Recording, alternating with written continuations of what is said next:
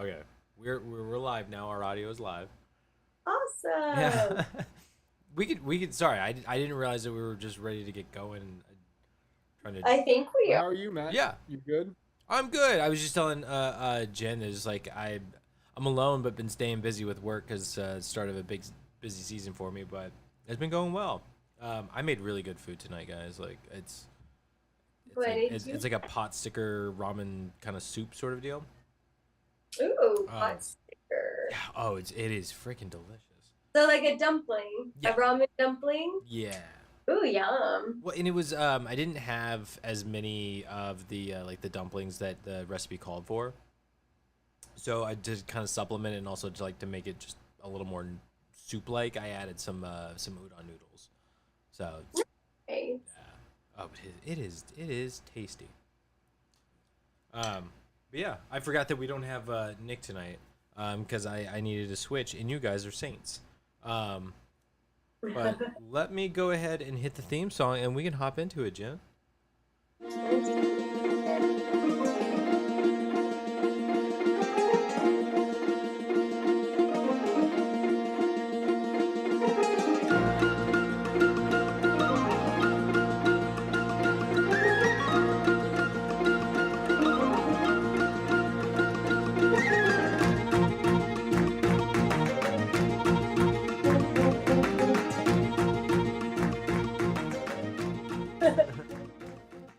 Hang loose, I love it. Welcome to GoodFlickas, home of the GoodFlickas. Can you take our critiques? Let's find out as we dive into tonight's movie, Lilo and Stitch. I'm, of course, Matt, joined tonight by Brian, a.k.a. Laura Croft, Experiment 815. Yeah, we were talking Laura Croft before this, so it's exciting. And you guys were playing. How long have you guys been playing? You're in, is it Tomb Raider 2? Yes. Okay. We beat one. She did it in like a day. It was awesome. Like, psh. It was not a day. You seem to be reading something, but welcome, Brian. I'm not reading. I'm getting everything set Oh, up. you're good. Okay, well, we can. I am very far behind on our talking. That's all right, because that means we're gonna have a really good chat. Because Tomb Raider just derailed us. it's okay. It's okay. I think people who would watch this would also be interested in Tomb Raider. At least some of them, right? Yeah. Yeah. All right, Brian. You get yourself settled. I'm gonna introduce Jen, aka Laura Croft. I'm sorry, just Jen, just Jen. All right, Matt's having fun. I am. Like I told you, it's like you're stressing on like, oh gosh, I'm behind because of Laura Croft Tomb What Raider an sucked my honor. life away. But like, What an honor to be called Lara Croft. Oh it's my the God. ponytail, Jen. It's crazy. Yeah. So for those watching, no, there's not a camera issue. Jen is choosing to stay in the dark because she's caving out, and I respect it, and I'm jealous. So enjoy it. Enjoy it in the dark. The hot weather is upon us. Yeah. Summer is approaching. Yes. It sure is. We got what Memorial Day weekend right around the corner. That's this weekend, right? Yeah, it's EMS week right now. How fucked up? I swear that is so fucked up. Oh my gosh, please tell Matt. EMS week is, in celebration of first responders, Yeah. and Yeah. they make it the week of Memorial Day weekend. Oh, Is it that's to remind us how much how much we're appreciated because of the shenanigans we're about to deal with on Friday, Saturday, and Sunday? this is a perfect tie-in. Tiki, tell Matt about your customer today. Oh, yeah. Oh my God, it's the best. I was doing a DoorDash delivery. She ordered from Jamba Juice and Starbucks, and I didn't know because everyone seals their bags and everything, right? So you can't really check anything. Mm. But all of a sudden, I arrive on scene or I arrive at the delivery, and yeah, you see what I did there. You can't help it. I really can't. His whole job is driving, and Yep. it just. Driving and saving. Mm-hmm. Anyway, and I see that the Jamba Juice smoothie has spilled everywhere. Oh no. And I'm like, ooh, that's not good. I'm like, all right, well, it is what it is. You got spilled smoothie. I already know they can go on the app and they can do a refund. I went on DoorDash and told them about it so that way it would help with the validity of it. Uh-huh. So I show up, I apologize, and then she's like, "Well, how come I don't get it? Like you weren't able to check?" I'm like, "No, the bag is sealed for your safety and my safety to make sure that nothing is tampered with and nothing can be um, accused of tampering." Yeah. And she's like, "Oh," and like she's giving me attitude, and I'm like, "Oh no, we're not gonna do this. Like, we're not gonna do this at all." Um, And so then she's like, so I said I apologize for the spilled smoothie. Your Starbucks order is completely Get your fine. round of applause ready, Matt. It's okay, good. okay, okay, okay. Your Starbucks order is fine. I do apologize for the Jamba Juice, but go on the app and you'll be able to get a refund, or you can probably just order another one and someone can have your smoothie here. Um, in no time. And then she looked at me and she was like, "Well, you don't seem very sad." And I'm like, "Oh, we're playing this. Okay, that's fine." I was like, "Ma'am, this is my part-time job. My full-time job is a paramedic in the 911 system of AMR Napa. I've had to tell people that I'm sorry because I wasn't able to save their loved one's life. So you're right. I'm sorry if I'm not shedding a tear over your spilled smoothie, but I've had to do other harder apologies in my life."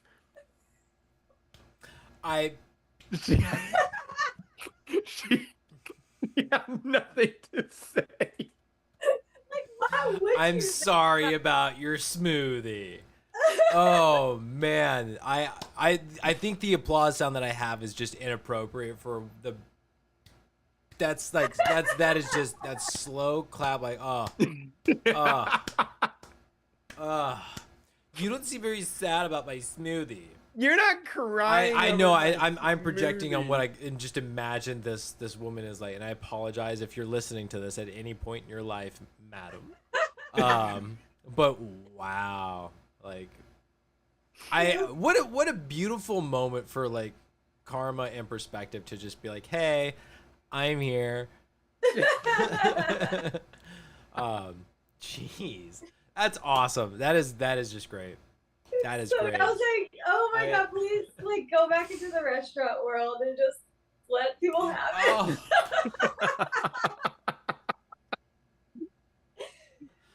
Oh man. Oh, your burger overcooked? Oh, let me tell you.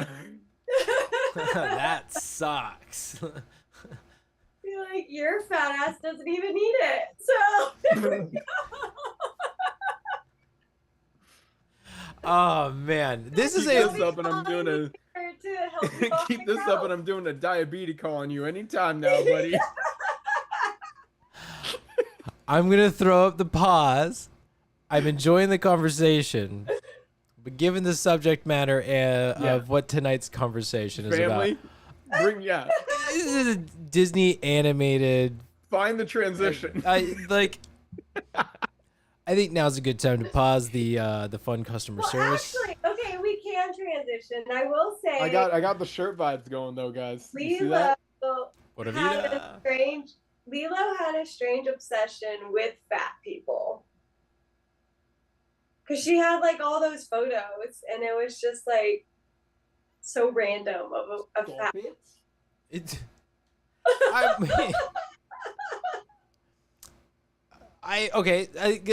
one of those things where I feel like we could unpack this. Like it's an interesting detail about Lilo's character, right?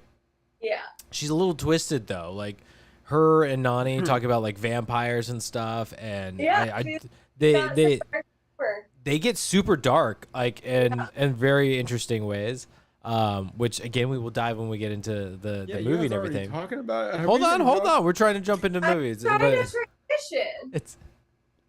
But I would like to unpack potential reasons. We don't have to do it like at this moment. We can go deeper and like actually get conversation going, Brian.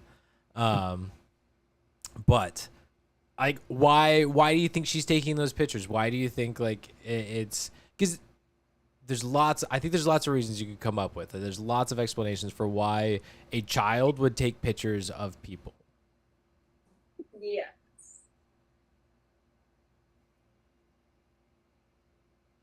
There's also, you know, Hawaiians and like Hawaiian shirts kind of have that like there's some connection to being of the bigger sort.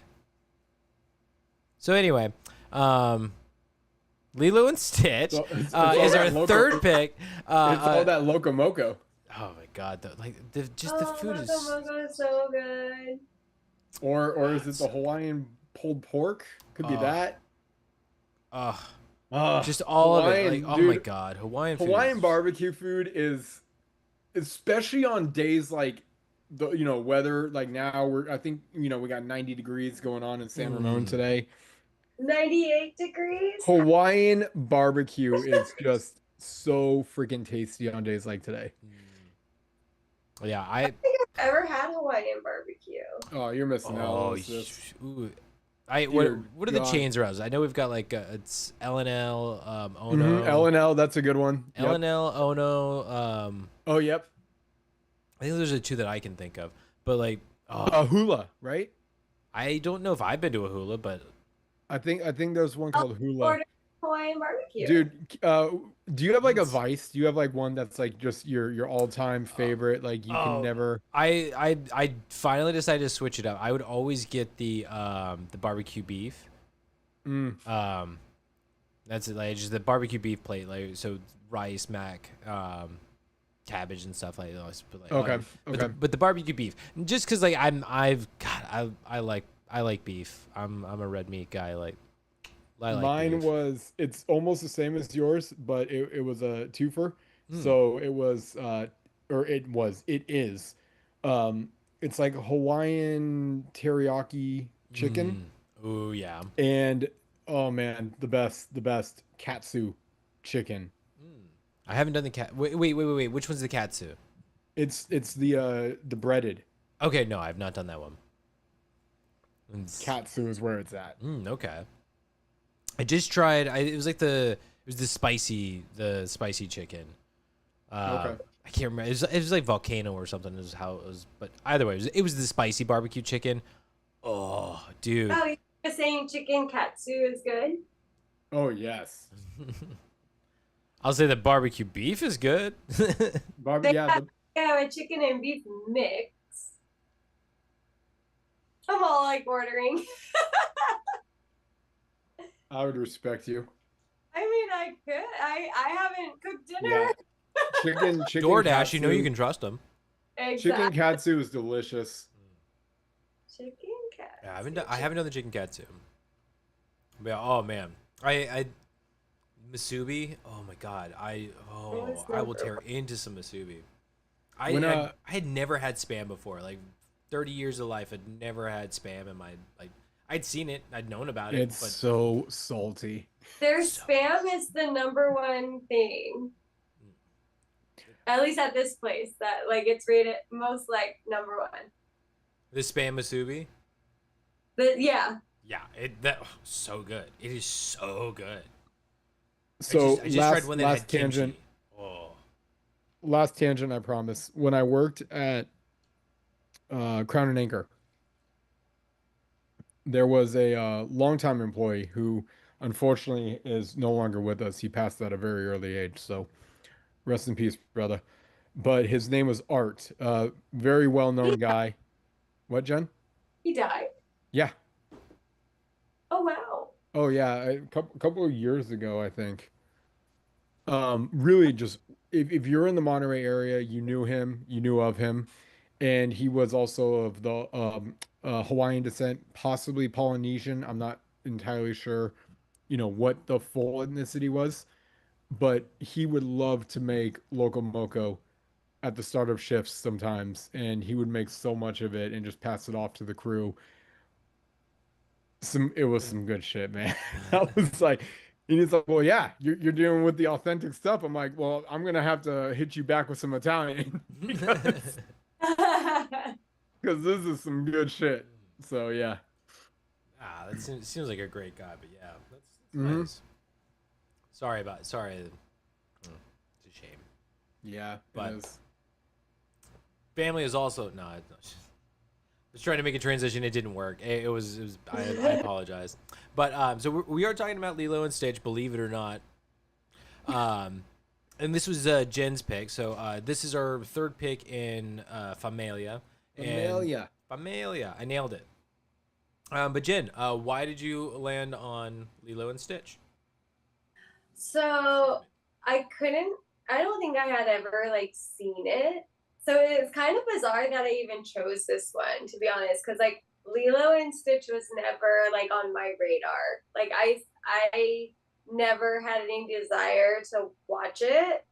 And literally like because I had another movie picked out already and I had never seen it. It was on Netflix. And then I wake up like in the middle of the night and I was like, Ohana means family. I was like, okay, we're gonna switch this up and do Lilo. Did you see green space lights out your window? I was like, Ohana. Like I was just like, Ohana. And I kept thinking of Moana, and I was like, no, I don't think that's where it's from. Because like I said, I was like, Lilo and Stitch was so far from my radar. Like I didn't care about it. I just didn't, I never had a desire to see it. But I mean, when you get like woken up like that, you just gotta go with it. That is so funny. It's so weird. It was so Damn, Jen, you got Stitch slapped. I did. I did. I got Stitch attacked. Well, I'm just picturing the scene from Boondock Saints when they're in the prison cell and like they're having the dream and God's coming down and it's like they're like destroy all that which is evil so that which is good may flourish. Like that whole moment, and they wake up the next day and it's like, did you have that dream? I had that dream. Like that's what I'm picturing. It's just like you like locked in this dream world, whether you remember it or not. Just boom, you pop out of it. It's like Ohana means family. It's just like It's so weird. same kind of moment, different energy. Yeah. But anyway, so that's why I chose it. All right. Okay. Well, Well, I I had to. you were destined. It was for it was prophesized. Mm-hmm. All right, Brian, do you want to go first or me? Sure, I'll take it. Okay. Okay. Lilo and Stitch. This was the first time watch. Really? This is I know. so shocking to me. Neither of you had like seen this movie before. Listen, here's the thing. So crazy. That is so Here's the thing. crazy. We'll get into it soon enough, but it came out in 2002. Mm-hmm. Let me paint a picture. I'm a sophomore in high school at this time. Oh. So I'm doing the skateboard thing. I'm in all black. oh, you're at that stage. Okay. I had just recently basically divorced from Disney, where I'm like, no, we don't. You and I, we had fun Disney, but it's more MTV now is what I'm all about. I'm about TGI Fridays. I think it's what was it? TGI Fridays is a restaurant. I know it's a restaurant. But do you mean like there was TGIF, just like the TV's like the Friday lineup? It Yeah. was like Step by Step. I think I want to say Boy Meets World might have been on that one. I forgot. There was a couple of other ones. I was also starting to get into like All That, which was basically Saturday Night Live for kids. I was Do getting not into go back to it. What? Do not go back to it. Is it bad? It's so bad. Yeah, I'm Like sure. I tried and I was just like I watched it like, oh yeah, oh my god, I love this as a kid. I'm just like, oh god, it's so bad. Yeah. I was getting into Keenan and Kel, which was just basically a spin-off from All That, you know, because Still great. It's still great. Yeah, Keenan I and was Kel. so like, great. we watched Keenan and Kel. It's still great. Who Keenan and loves Kel orange is- soda? Kel loves orange soda. Yeah. Is it So it's true? like I'm finding myself getting into that type of stuff, just more of the I guess older shows, and I looked at Lilo and Stitch, Really and I'm just like, maturing. and I think I was most likely, it might have been me jealously comparing the Disney movies that we were getting from Pixar, the movies that I grew up on, Aladdin, Beauty and the Beast, Lion King, which we've done on Good Flickas, 5 out of 5, all four of us. So I'm like comparing them to that, and I'm like, this just doesn't really seem like what I'm looking into, and I just basically moved on. I never looked back. I never was like, oh, I should check out Lilo and Stitch, or I knew of it. I knew of the catchphrase that you guys have already said. Ohana means family, and family means no one left behind. Like that one is That part. what? I never knew that part until now. Yeah. So it's like I knew that. I just didn't really know what it was about or anything. Okay. After watching it, I gotta say it felt very nostalgic to turn on a movie and it was an all cartoon, and I'm like, oh wow, this is kind of like Saturday morning vibes, when as a kid, where this is the type of animation that we had. There was no Pixar, there was no 3D computer animation. It was all hand drawn. You had you had Rhesus, you had all the other Saturday cartoons. I think SpongeBob was actually just rearing its head maybe a year before it started to get really popular. So hand drawn animation is still going on at the time. Um, but yeah, so it felt kind of nostalgic just having that cartoon drawing that wasn't like the old school Disney movies that I brought up, right? Um, I feel though, coming into this at almost 40 years old, it's not gonna hit the way it probably would hit as a kid. It was okay. I have some nitpicks about the storyline itself that I'm really looking forward to breaking down with you guys. It did have it had some meaning to it, but for the most part, very, very blah. You gave me some food, but where's the salt? There's just not a lot of flavor there. Not a lot of flavor. Um, so yeah, overall, I gave this one a three. What did I say? I think a 3.2. Yeah, 3.2. Um, some highlights. I thought the voice, which we'll go over the cast soon. The voice of Lilo, phenomenal, phenomenal acting with her. When it comes to certain deliveries, whispering or over ecstatic anger, whatever it was, she did a really, really good job with the voiceover work. Um, and yeah, I think that's all I got for my opening thoughts here, guys. Okay. Um, yeah.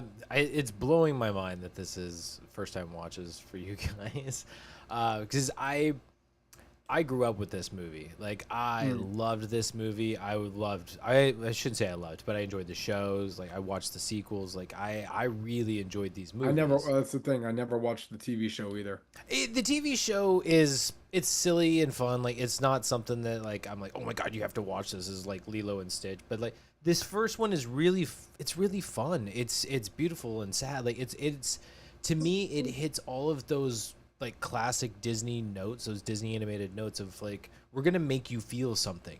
We're gonna make you laugh. We're gonna like, but Yeah, no it's parents. We'll start with that. well, you've got classic Disney, Fucking right? fucking Disney's playbook, man.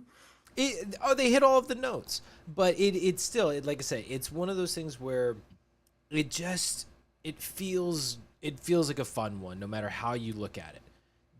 The songs are beautiful. Like the background is like all watercolor. There's so much beautiful texture going on that the characters really stand out. It looks like, I mean, it looks like it's the pages of like a children's book or something. Like these are illustrations. It's gorgeous, this animation. Right. And it's just so yeah. I love so much about this movie, and again, like I grew up with this, like, and it's really fun to me that my niece is in love with Stitch. Absolutely obsessed with him. Like, she has so much Stitch merchandise. Loves Stitch, loves Angel, which for anybody who hasn't seen the shows has no idea who Angel is. This pink version of Stitch. Like, you got no clue. And it's because the show is like okay. I'm just gonna I'm not. It's like blue and magenta or something. Essentially, almost exactly. Almost exactly. Except, weirdly enough, I believe blue is a girl and magenta is a boy. Yeah. And I'm surprised they even deep pulled Magenta's name. I don't know where that came from. came back on the Blues Clues, like, hell yeah, man. But shout out to Steve.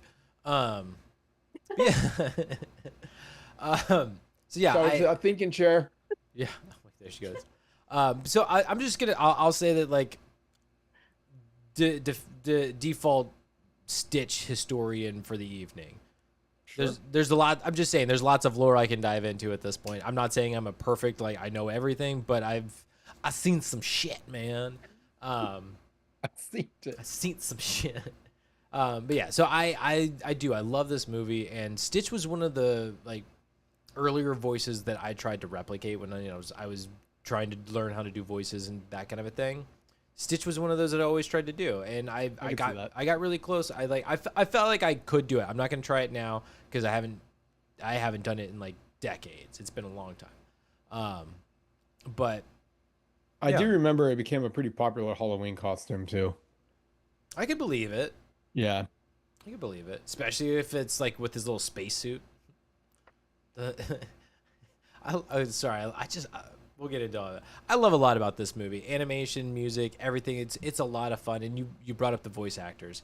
Absolutely phenomenal. I can't wait to talk about the cast of this movie. There are some awesome people. There's some names. There's some great names. Really, really enjoy this cast. And weirdly enough, I like that it's not a musical.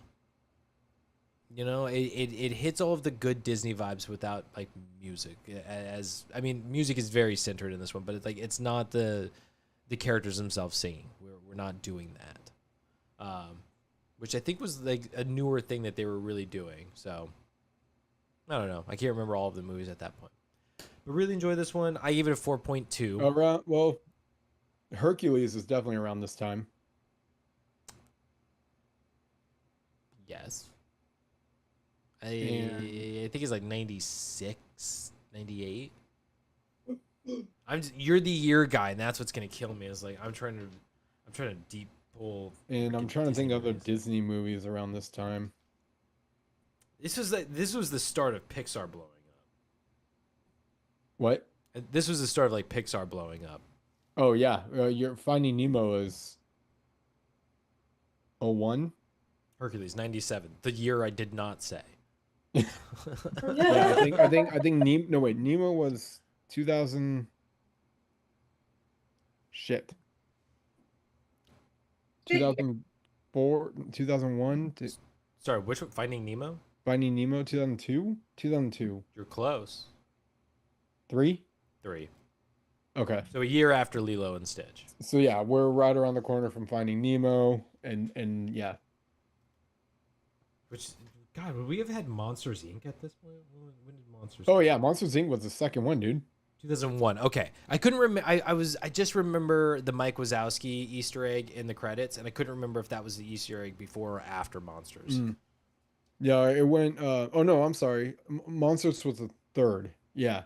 Because they did Toy Story 2. Bugs Life. Oh, I forgot about Bugs Life, which is a shame. Monsters Inc. Which is a shame. I love Bugs Life, and I was so sad when they tore down that part of California Adventure. We broke it down, dude. Yeah, I was like, did we break that one down? I chose that. It was in our Pixar anim. Oh, it was a year ago. Pixar animation. Oh yeah. So that should be on YouTube. I'm not gonna put it in, but you can find the link to it right here. No. I think I chose that one. Pretty sure. I can believe it. No, what would I Nick? I think Nick was A Bug's Life. I don't know. No. No? No. No. Okay. Wrong. No.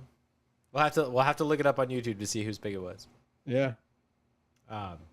Yeah, I gave this one a 4.2. I really enjoyed this movie. It definitely hits nostalgia, and like I said, I was a fan of Lilo and Stitch. I really enjoyed this. See, and that's what I have a feeling if you watched it as a kid, you're gonna rate this one higher because it's gonna have that nostalgia impact. Well, it's the surf scene when they go into Hawaiian roller coaster ride. It's like, Oh, I mean, yeah, like yeah. that takes me back like immediately. I'm sitting on the couch as a kid, and I'm just hearing that song. It's like, yeah, See, yeah. All right, Jen. Right. T, what was your score again? Sorry. 3.2. Okay. Okay. Well, with how dramatic that, like, the reason why I chose it, it doesn't equal at all. I I think I could have gone my whole life without watching Lilo and Stitch. It didn't do anything for me. I think that when it comes to like fast pace, like hop around stories, it's so difficult for me to follow because I'm slow.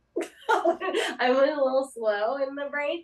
So it's to me it's like we were just hopping around too much, and I don't know, I couldn't really get into it. I don't remember a whole lot of it, and we just watched it yesterday. Um, but yeah, it was kind of a letdown because I was like, oh, okay, Ohana means family. I mean, it has a good story, and I will say that they did such a good job of like hitting that um I don't know what to call it, child trauma, I guess, or like a broken family. And they didn't hold back on like I don't want to say it was domestic violence because it wasn't really violence, but like that domestic arguing, it's like the conflict between the two. Like like what it's like having a sibling and Yeah, put into the situation. sibling rivalry. Well, not even that, like, because like it's like that. Familial tension. Yeah, like they hit Oh yeah, that. whatever it was, like Disney did not hold back on that, and they did do a really good job of making that very like real, like very very relatable in some situations for some people. But other than that, it just kind of it didn't hit for me. I think they have a good concept, but they could have executed it just a little bit better.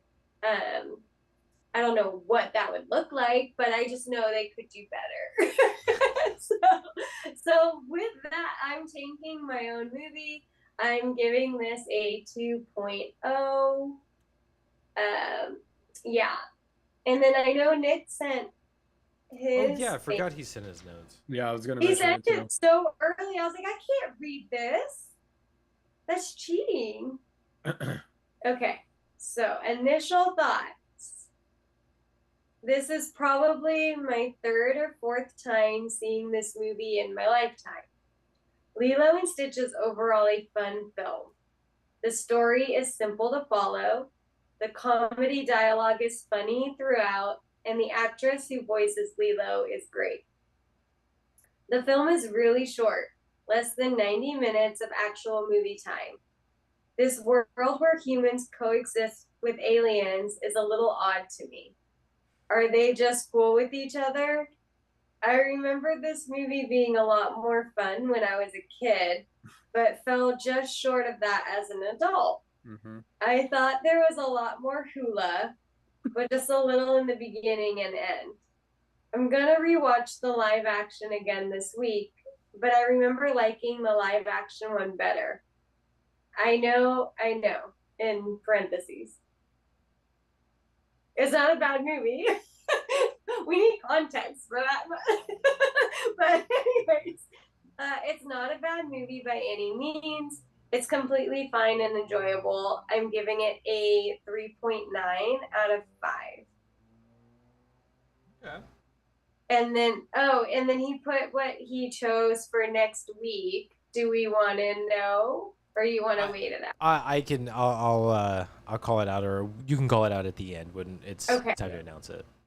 Okay. Oh, and Cheeky, thank you for the movie. I got us. You put movie Monday. It's not even Monday. Look, he had 5 minutes he could get away from Tomb Raider to type something up and come up with a GIF, and he did a great job. Thank you. Too funny. Did anyone? Someone had to have caught my music reference, right? I'm gonna be honest, I didn't read it. You even read it. Oh, okay. Well, since everything's just so catawampus, I'll read it. Happy Movie Monday, friends, and by Monday I mean Tuesday. Oh, okay, okay. Or shall I say aloha? They say a dog is a man's best friend. If that's the case, then what's a blue alien dog? Foreign visitors, sisters being sisters, bubble trouble, Eiffel 65, I mean experiment 626, and of course a crazy Disney adventure. Ohana means family, so better grab your ohana and get ready to jump on a Hawaiian roller coaster ride because GoodFlickas YouTube live breakdown of Lilo and Stitch is just now. It's just Now that is the intro we should have gone with. that was really good for spitting that out in like seconds. Thank you.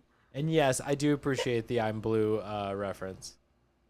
I wonder if I should start reading these on our chats. Or something. That could be fun. Lilo is just now. Like Just now.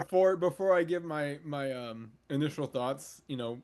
I say it's the intro. Like, so you read your God, what do we call these? Your announcements, your movie announcement. Yeah, movie. You do that, and then we hit the theme song and send it into the show. Sure, we could do That that. could be fun. Well, great. I'm glad we're doing this 6 years in. Hey, we can change things up. There's nothing to stop us from ever changing. That is the best part about us doing what we do. Nobody True. can stop us. Nobody. We're always True. growing. What was I gonna say? There's some. Okay, I wanted to address in case Nick listens to this or re-listens to it. Nick, are you listening? The question about what do you say?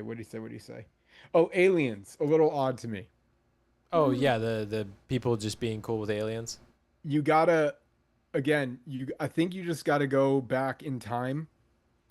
If I'm not mistaken, is this not around MIB explosion? I think Men in Black is the Men in Black was like 90s. what, 97, 98? 97. Men in Black 2 comes out to 2002. So we had that going. The whole alien Independence Day. No, Independence Day was way sooner than that. But yeah, there was an alien interest. I mean, basically aliens and then vampires, werewolves. Like that was pretty much the transition. It's like, yeah, we're done with aliens, onto vampires and werewolves. And then, you know, enter Twilight pretty much, right? But there was a time where people were just obsessed with the aliens, Area 51, UFO sightings, like I said, Men in Black movie, Signs, I believe is another one, right? I think that one's like 96 though, isn't it? Yeah, so I think at that time people were just 2002. like, Signs is 2002. so at that time people were just like, yeah, aliens exist and humans interact with them. And then of course, don't forget, I mean, this is well before any of it, but E.T. The whole human alien interaction. But There were a E.T. couple was, of other what, alien 89? movies. A couple of other. You got me thinking about the space stuff because you got Treasure Planet. Like Disney's just doing a lot of space stuff, but I think Right. DreamWorks at one point did Planet 51. I think Mhm. Disney also. I think it was Disney's. Somebody did Mars Needs Moms. Okay. Was it like John? Like Disney was doing And a bunch of space Was stuff. it? I haven't, or maybe I have seen it. I just haven't seen it in a while. Space balls, monkey balls, Spaceballs. Spaceballs. It's got a sequel coming out. Okay, so I don't know when that came out, but It was 80s. oh no, never mind then. Okay. But anyway, so I think just at this 87. time, we had we pretty much accepted that humans could interact with aliens, and we were okay with it. I don't know. So, Just thought I'd address that to Nick. No, that's a very valid point. so I think one of the other things he's kind of bringing up is just like nobody's freaking out that there's just all of a sudden aliens, but it's one of those things where when you watch the animated series, Close Encounters. Thank you. But when you watch like the animated series, what you find out is that there are 625 other experiments that I think it's a spinoff from the second movie. So in Lilo and Stitch, I think you find out that Jumba has created 625 other different experiments that all typically they all have like a different purpose. So like while Stitch is kind of like you can do anything sort of a vibe, these all have like very specific things that they can do, and they're the dehydrated ball. And they become hydrated because they get spread out all over Hawaii that's surrounded by water, and then they become activated and are causing terror somewhere. So within all of this, like looking at the end where everybody's all good with like the aliens and stuff like this island of Hawaii that they're on has been dealing with aliens for a long time after this experiment happens. So I think, yeah, they're probably a little freaked out at first. Like, we kind of see them, but then they're just sort of normal. They're all kind of there. So, yeah, I think at a certain point, everybody's just gotten very accepting of aliens and in this particular world. Like, and it seems like CIA was involved with them in some way. Oh, for sure. Yeah. But go ahead, Brian. One more, I'd call it adjacent fuel to the fire that we can add to this. Pokemon. They're not aliens. I know. That's why I said adjacent, but they're not humans either, you know? And that was a huge crave. It's still going on. I don't even know what a Pokemon is. It might be their own species. You gotta catch them all. That's all we knew. They're essentially animals. To me, it was just like animals. Animorphs. Yeah, Animorphs. No, the Pokemon are essentially just animals. Right. They're just very trainable animals. Yeah. You're very trainable. Who live in little Pokeballs. They don't. I mean, they can, yes, but not. They live in the wild. That's true. That's true. Until Until they're caught. Until they're caught. Or domesticated. Because I think there's like I don't know what it's called, but there's a open world Pokemon game where you can just kind of like explore or do whatever. But like there's certain Pokemon that are essentially like cows and things like that. Like they're animals. So people have just kind of like raised them as like farm animals and stuff. So I remember one of the lamest games that they came out with where I was like, what, is this for the like environment sensitive people that don't like to capture animals? It was on Nintendo 64 and it was called Pokemon Snap, and you were basically on a safari tour and you took pictures of Pokemon. I mean, okay, if you like photography and animals, like sure. Stupidest game. I feel like when they come up with like the softer games where it's not about like battling and fighting and stuff like that. Right. They overcorrected so hard. Exactly. And it's like, They're like, no. the Pokemon need to be out in the wild. Which is fine. It's fine, but you can come up with a better game than that. I think was it Pokemon Stadium where it had like mini games and stuff like that. It felt like it felt like you were doing like Mario Party kind of a thing. Right. Or, Right. Or what was the game? What was the GameCube game that we did, Jen? The GameCube game? Yes. Okay. Do you remember on it was we had a grandma's GameCube in apartment? one game. Remember, it was grandma's apartment. She had GameCube. She bought us the one. It was like the battle stadium between like Donkey and Mario, or Oh, it was it basically all Nintendo characters were Smash Was it brought Brothers. in. Party? Smash Brothers. Smash Brothers. Smash Brothers. That's what Yeah. it was. Yeah. That one was so fun. Yeah. That was cool because you got to be so many different characters just in a freaking battle royale. Yeah. I think like Zelda, Blue Zelda, like yeah, there was All kinds of them. characters. I mean, there's different Pokemon, but The like, just- Paperboy. Paperboy. They yeah. brought out the Paperboy. Like, let's beat you with the San Francisco Chronicle. I'm sure that's gonna give me some damage points. Do you guys remember the 7-Up game? Oh yeah, that was on Sega. Sega, yeah. No, I do not recall a 7-Up game. I just remember They took the 7-Up logo and they made him a video game a character. stick figure. Oh my god.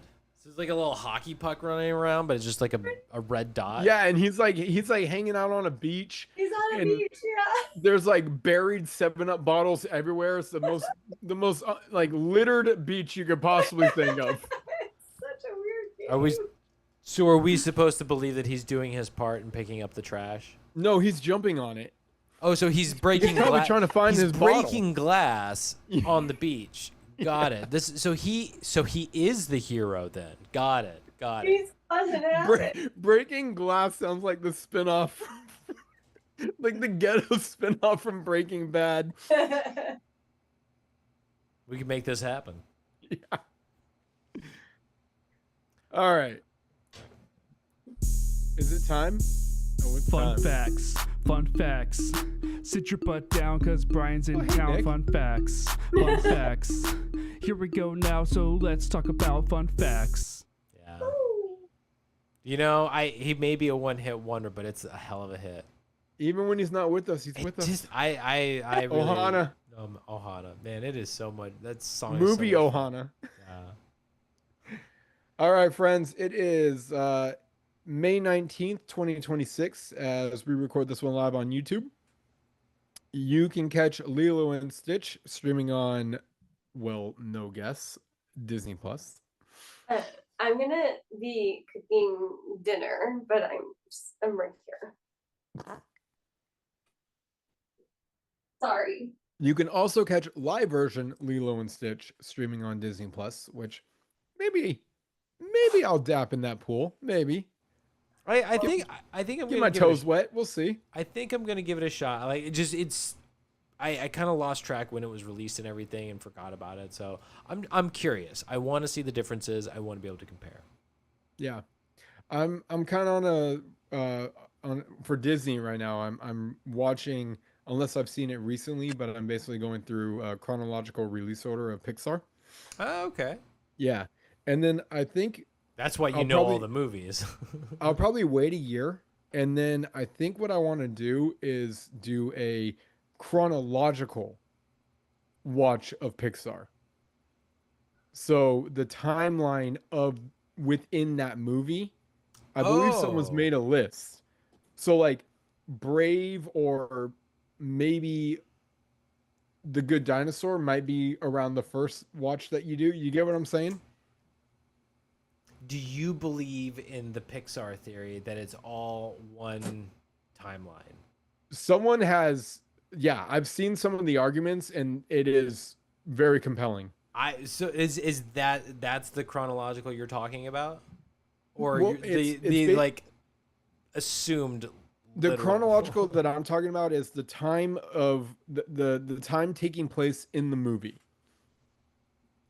So for argument's sake, Brave, we'll call it like 1500s. Yes.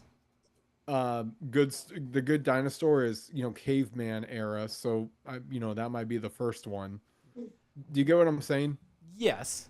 Yeah.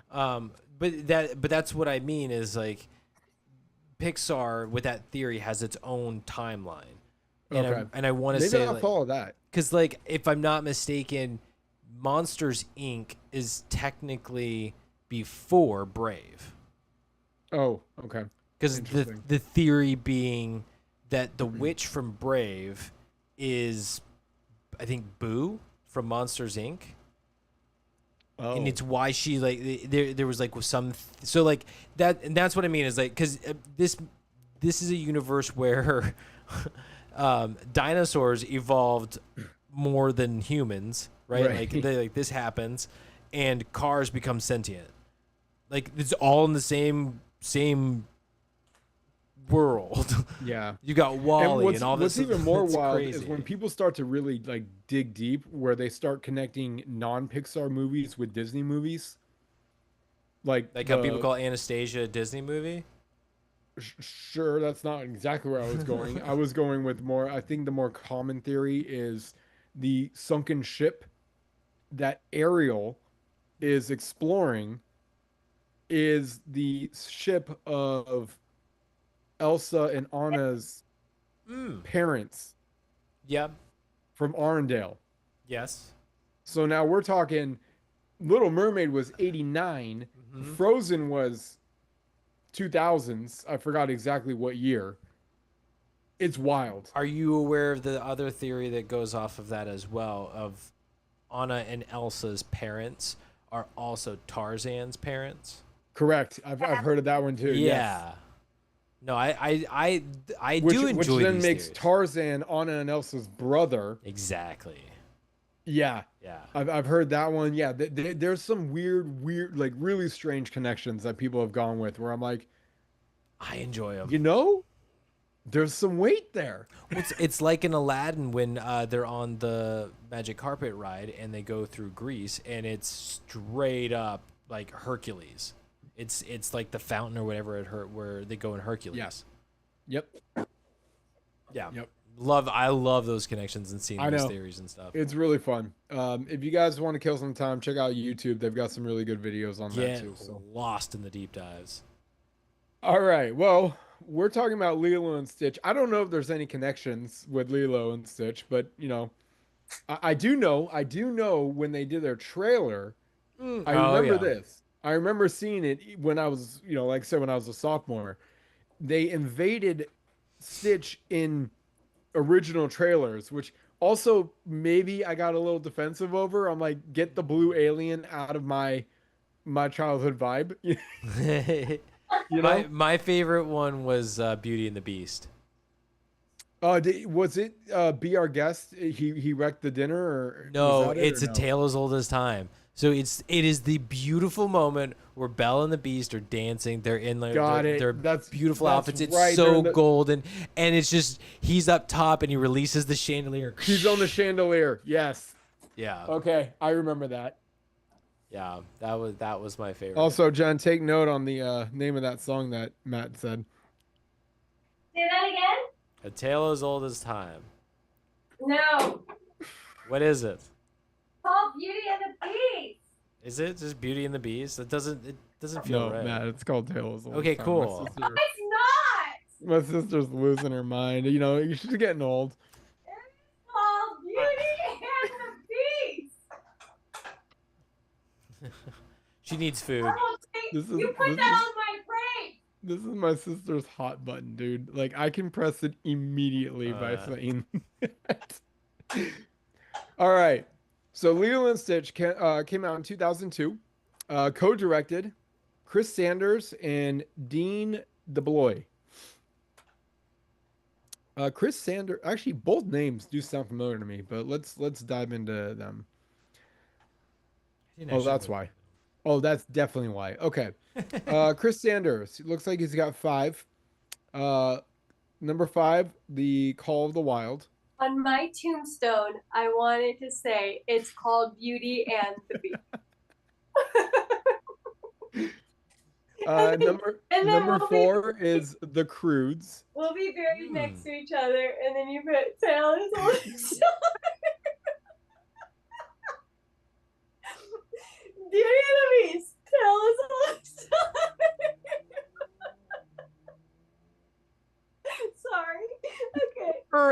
Feud. So many things we could be remembered by, but what do we go with? The name of the song. Priorities. great. Priorities. That is amazing. Next, the brother and sister next to each other with argumental phrases. It doesn't get better than that. All right, number 4 is the Croods. That's talking about caveman era. That's a time. Number 3, Wild and Stitch. Number 3, Lilo and Stitch. Number 2, The Wild Robot. And numero good one. uno, oh yes it is. If you haven't seen it, you need to watch it. Little DreamWorks animation movie. Any guesses? Yes. No guesses? I know it. Oh, you know it? Okay. How to Train Your Dragon. Yeah. One It's a good of my one. personal favorite animation movies outside of Pixar, to be honest.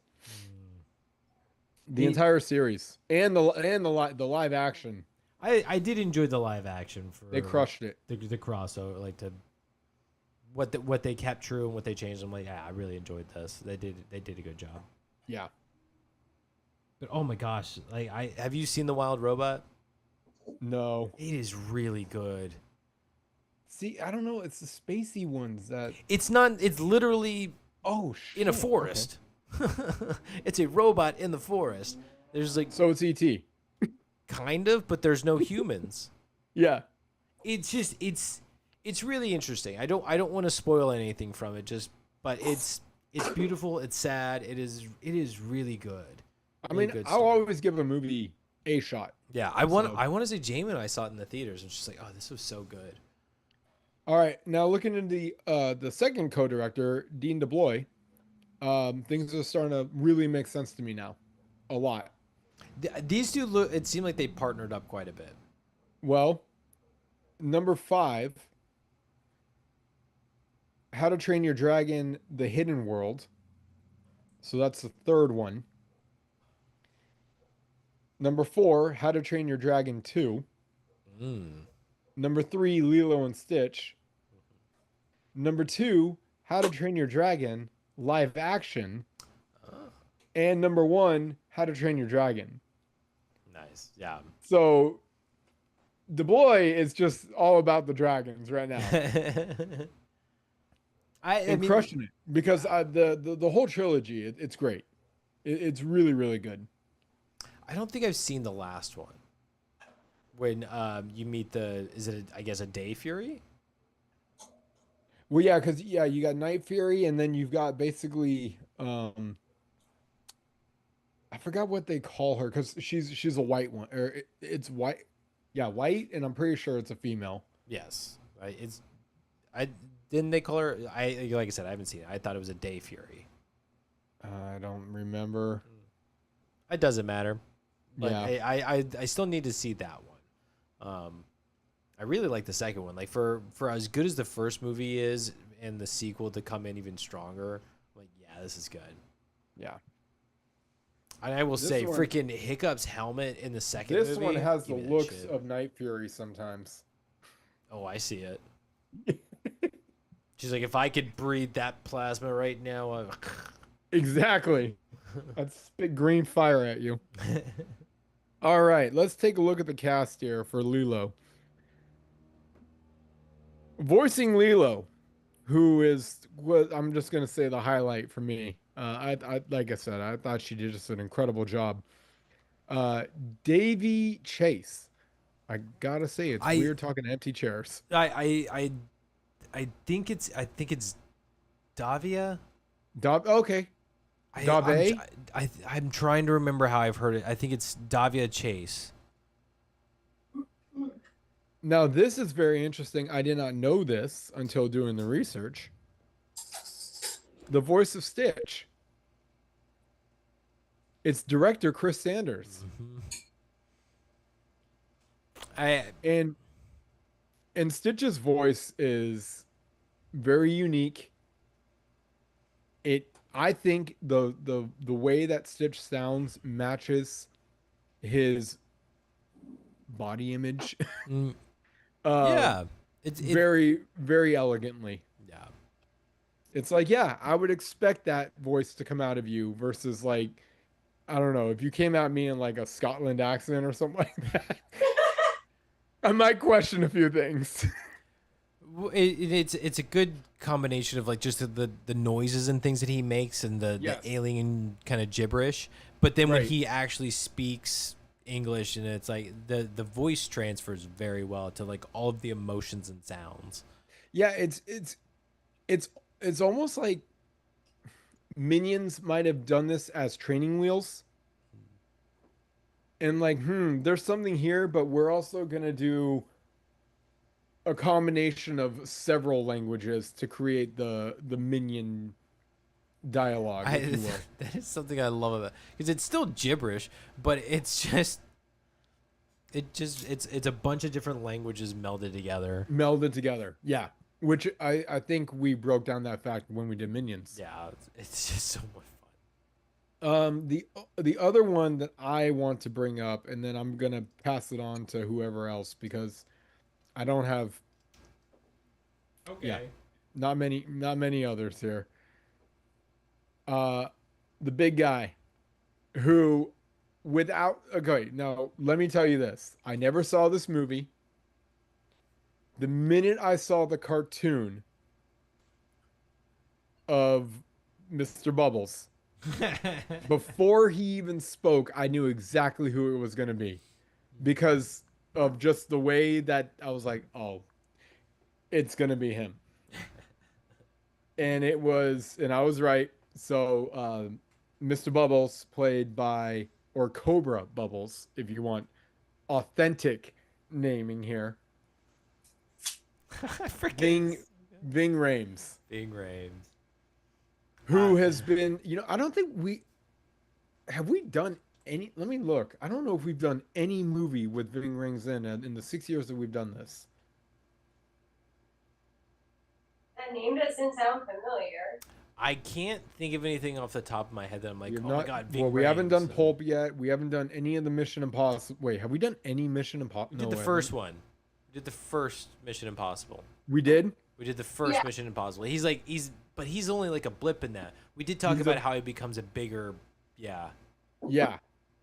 Because I do remember having the chat about how And he we was like haven't a done- security guard or like he was a bodyguard or something and made the transition into actor. And we haven't done Green Mile, have we? No, but that's Michael Clark Duncan. Oh, that's right. That's not Ving.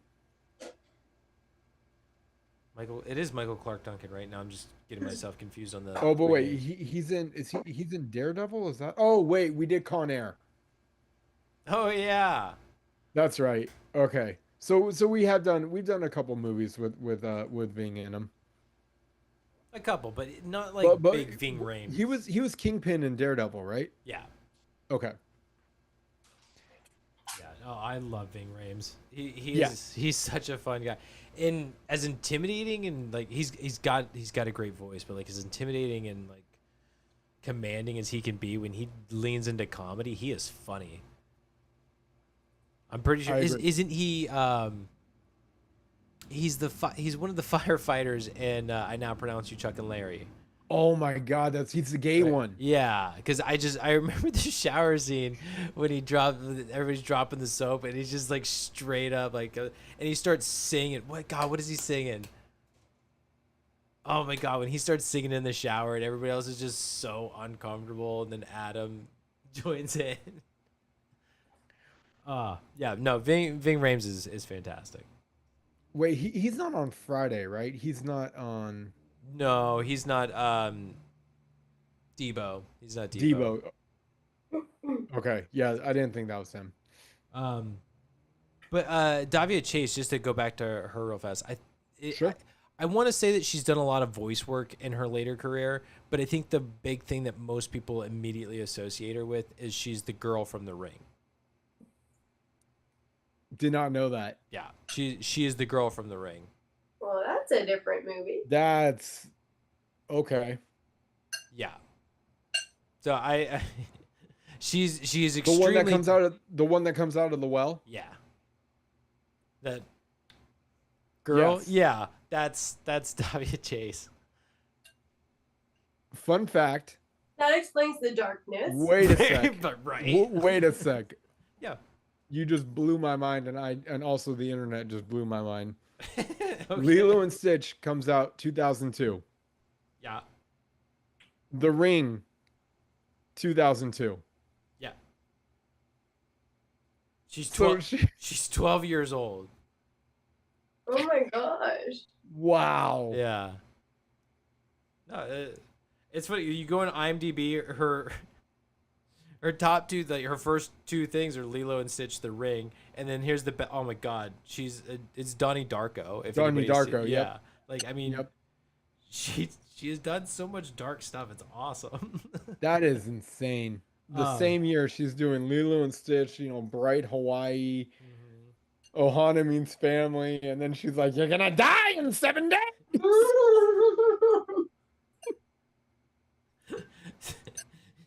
Holy shit! That is not how I remember the voice being, but that was great. No, it's not how the voice That is was at all. so fun though. Oh my god. Yeah. Anyway, so yeah, shout out to Bing Rames. That's how this started. Who apparently, I don't know if you probably know this, Matt. He was also in The Wild Robot. Oh, I bet he's the bear. He's a guy? Bing Rames, yeah, that's Cobra Bubbles. Oh. I'm still on The Ring. And... Oh, got it. No. What? He did. He switched back to Ving. Yeah. Any other shout outs? Yes. Jen, do you have any actor shout outs? Anyone you'd like to roll? Nope, nothing. Cool. Moving on. Matt? Okay, so I'm gonna go through so Pleakley. Pleakley, voiced by Kevin McDonald. I think a lot of people at a certain age would remember him from The Kids in the Hall and all of those skits, that kind of stuff. It's I think it was a Canadian show. Was Pleakley? He was the skinny one, yeah, skinny one with all the limbs. Okay. The all it wants to protect the mosquitoes. It's slightly before his time, but can you guess what actor he reminded me of? I would Just say, based off the like- voice. Yeah.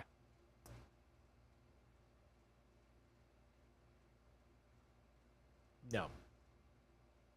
Charlie Day. Okay. I was guess, but I don't hear it. like, yeah. To me, it just seemed like a Charlie Day. I think it'd be fun. Like the whole especially I think like Luigi Charlie Day. Yeah. When he's just like Yeah.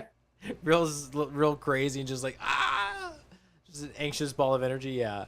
Or Charlie Day on Horrible Bosses Cocaine. That could work too. It'd be fun. But yeah, I think what you guys might recognize him from. Did you guys see Sky High? Negative. No? Okay. Then I'm going to move on from him because I don't think you're going to... Yeah. Yeah. I think in anything else you might just recognize his voice. But Kevin McDonald, super funny guy, but like he has a very recognizable voice. Shout out to Captain Gantu, Kevin Michael Richardson. Okay. I want to say he's another great voice actor. I'm trying to remember what his big one was. It was, I want to say, I don't think he was the Shredder, but I'm trying to get it to load up to see what it was. But I mean, I'm just gonna stop. It'll take me too long to deep dive and find that one thing.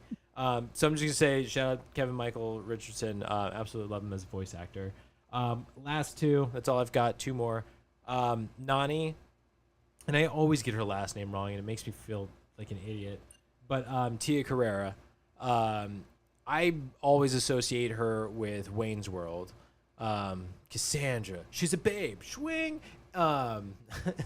But I think you, at least you, Brian, would probably recognize her from, I think it's True Lies. Yeah. So just huge shout out to her. I think she did a great job with the voice acting. I always we've done True Lies. yeah, and then that's why I call it out too. It's like I know that we've brought her up before. Was that the Arnold helicopter one? Yes. Yes. The helicopter, the jet, the horse, the motorcycle, the dance, skis, the snowmobile, the dance sexy, telephone to the head. Yeah. Yeah. Jamie Lee Curtis. Jamie. Now which one was Tia? Was she? She was Nani. She's the sister. She's the. No, I know, but in True Lies, so I can put voice to picture. I really remember she's like, I think a double agent where Arnold is like getting close to her, but she's bad person. She ends up getting like a cut across her eye or something. Oh, is she the one that Jamie Lee kicks her ass in the limo? Yes. Oh, okay. Yeah. Okay. I can see it. Yeah. So that's her. And the last one I want to shout out is David.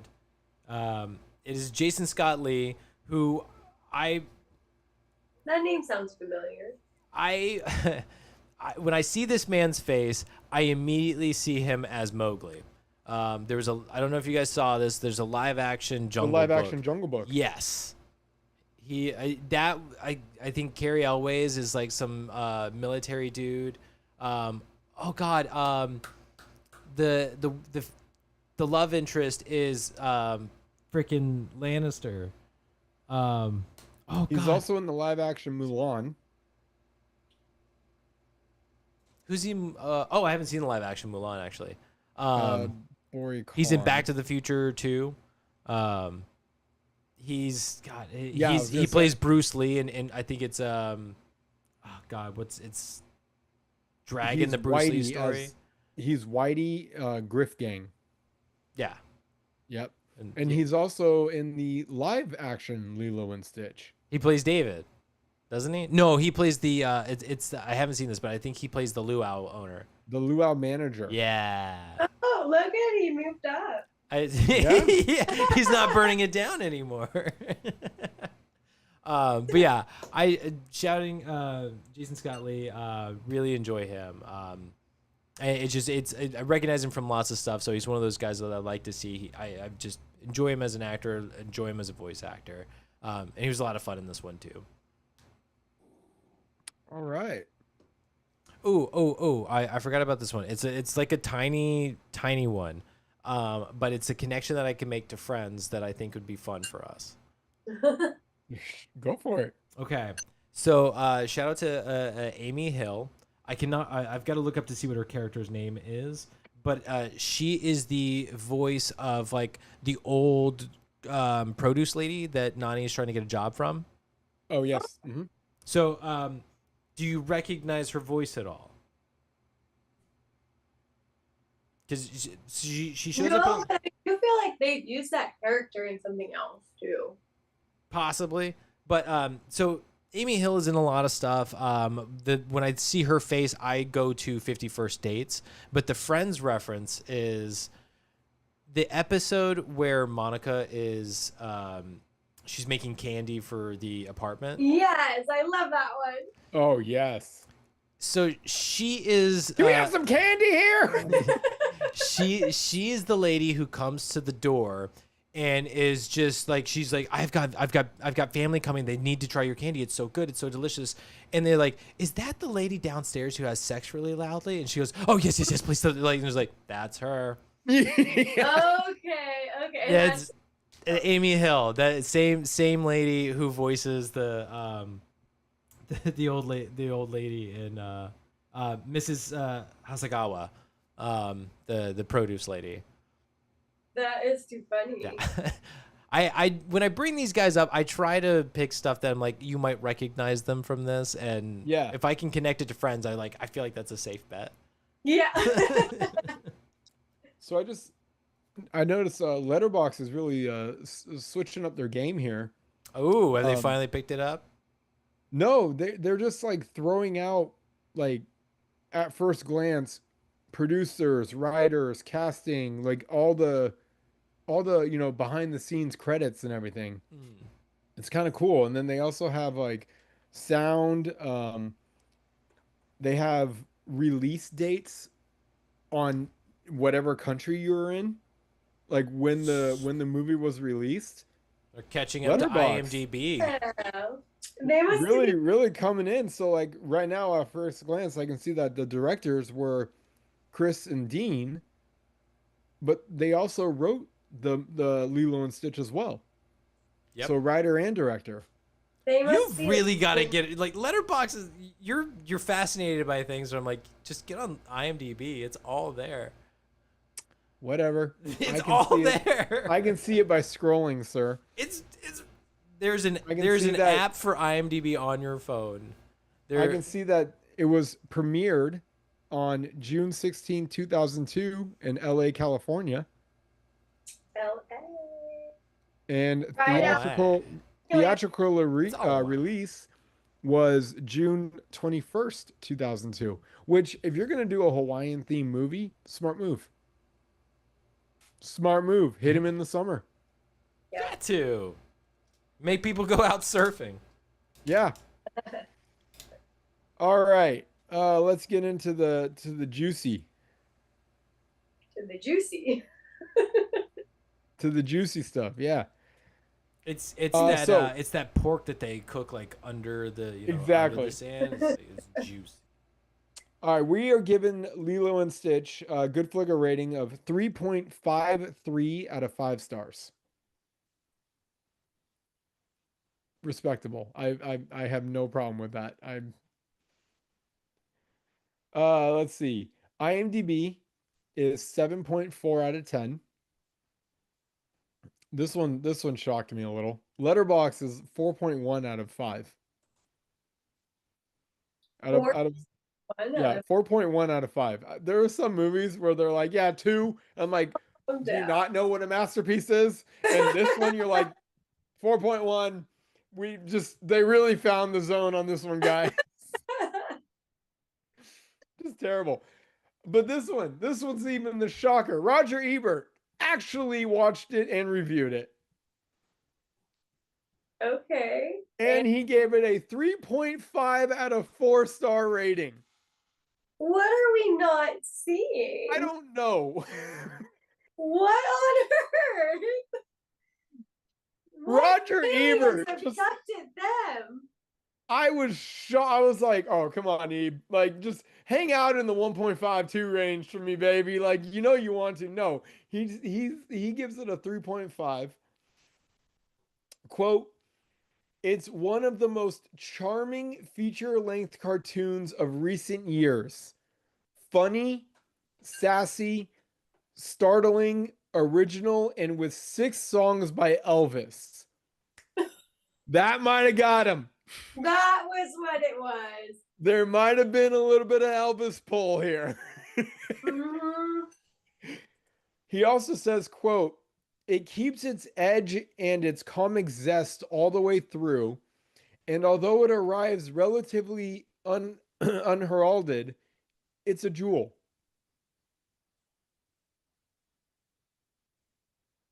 I don't get It's a it. jewel. It's a jewel. It just dropping it. Just I don't get it. You have been dating Jamie way too long, buddy. Am I becoming more awesome? That was a Jamie look if I've ever seen one. We're becoming one. Respect. Anyway, you're the highest rating, Matt. Are you surprised at the 3.5 from Raj? Like, I'm this surprised really... by everything from Raj, so I never know.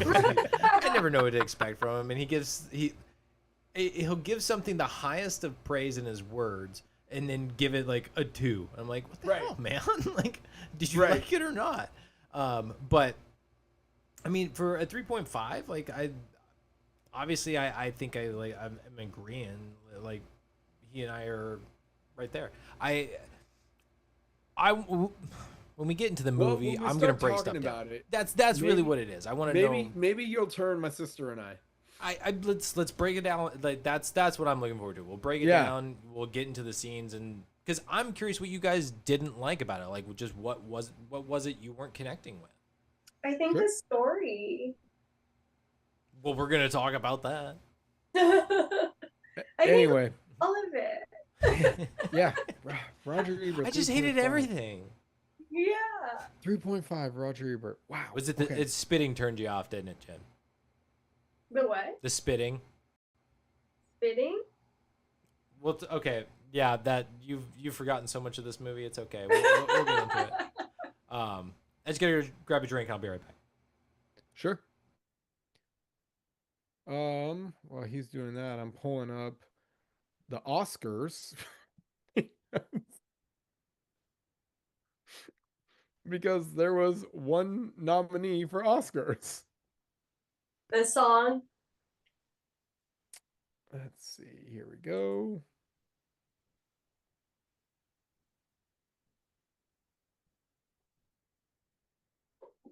I'll wait.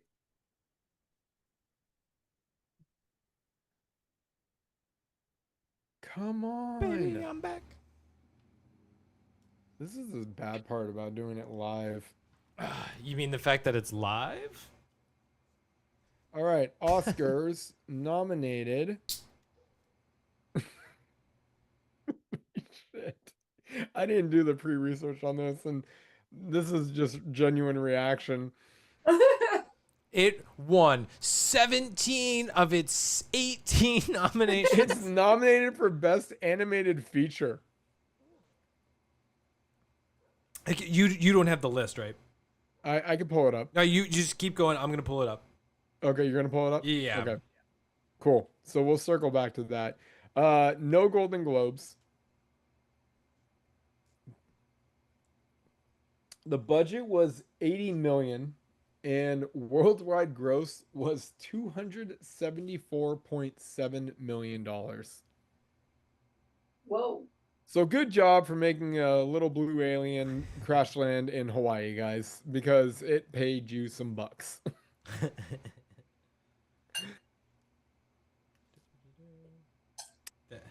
Speaking of Hawaii, almost all Hawaii scenes are set from real locations in Hawaii.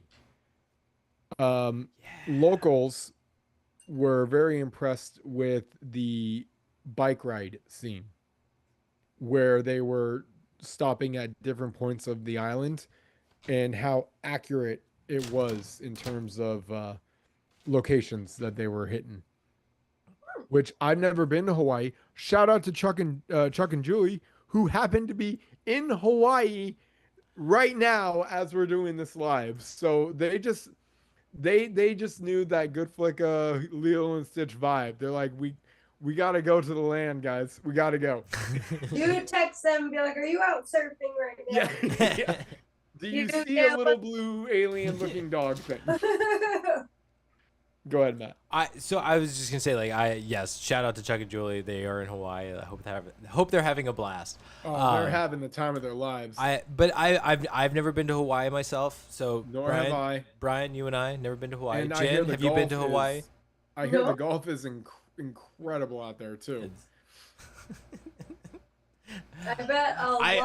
I don't know. I'm not a golf guy. So I know it's fun. It's good. I think it'd be fun though. It would be beautiful. Go ahead, Jen. I'm Got sorry. a lot of water holes. That would suck. A lot of water hazards in Hawaii. That would Yeah. suck. But yes, I'm not familiar with the islands. Do we know which island this takes place on? Like, I'm sure that it's obvious because they show where he lands. I don't. Just curious. Just curious. Honolulu. I truly have no idea. Ohana. It's Oh no, wait, there was like the volcano, so maybe Kauai. Here, let me do a quick search.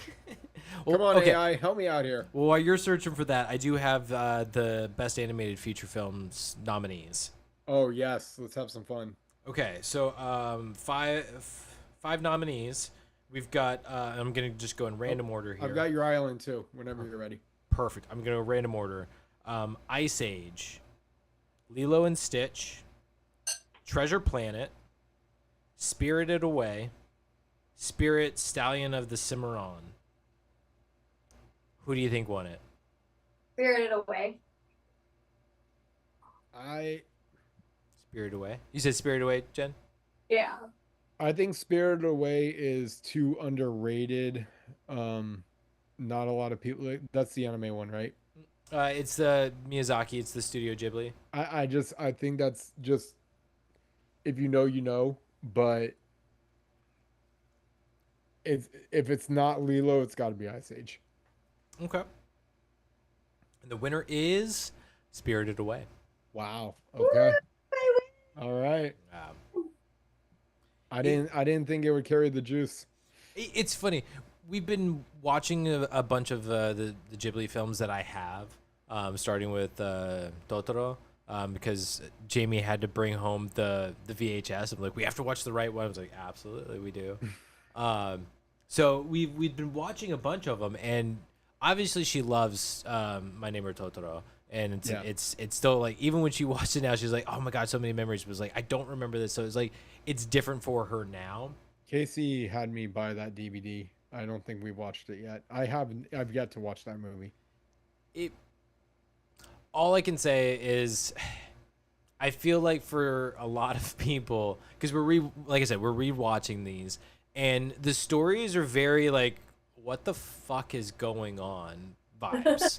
Like it's just there's a lot of things happen. They don't really explain it. You just kind of have to like understand, like, it happened. Don't question things so much. The things that'll be explained will be explained. But ultimately there's some sort of like lesson or like the bigger meaning or something that's kind of happening, and it's meant for you to kind of pull from. It's an art it's an art animated film. It's not meant to lay it all out for you. So I think it's a difficult medium for a lot of people, and Jamie is just not really vibing with them. It's not like she likes animation and everything, like it's like they're fine, but the stories and all that stuff are just complicated, that just not jiving. So Okay. So I'm just saying, if you watch Spirited Away, or Spirited Away in particular, but if you watch when you watch Totoro, know that it's a little odd, but I will say it is really cute, and it's because we recently watched it. It's a nice story. But it is kind of like sad, but it's Isn't Totoro like big at Hot Topic? Probably yeah. It is. Yeah. It is. Totoro is the image of Ghibli. It's the big guy with the umbrella. Yeah. All right. In answer to your question, Yes. Lilo and Stitch is set in the fictional Kokawa town on the Hawaii island of Kauai. Kauai. I knew it. Kauai. Kauai.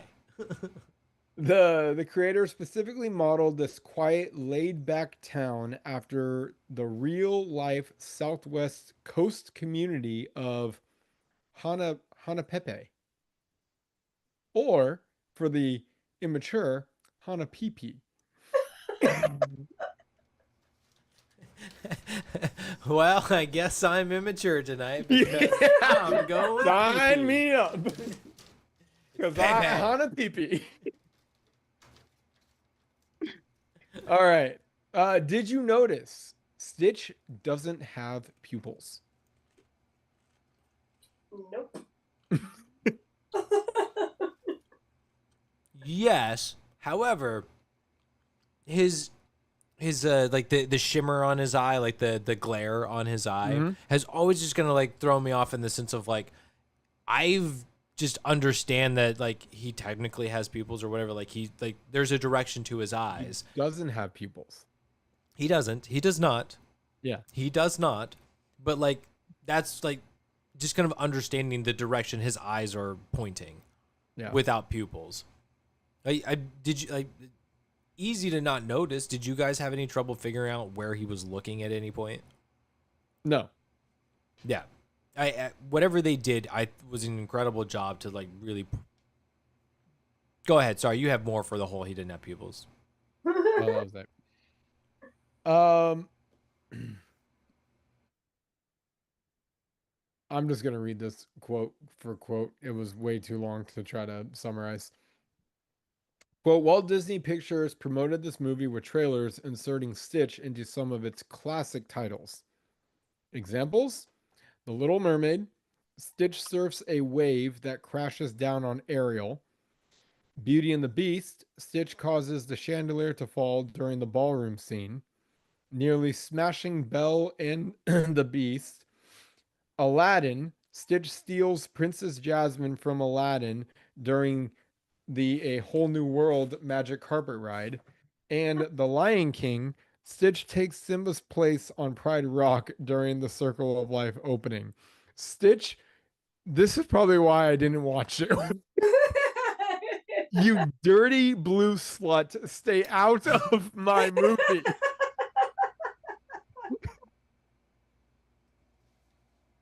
Oh my god. You dirty blue slut. Actually, you know what? I should have gone with Stitch, you ignorant slut.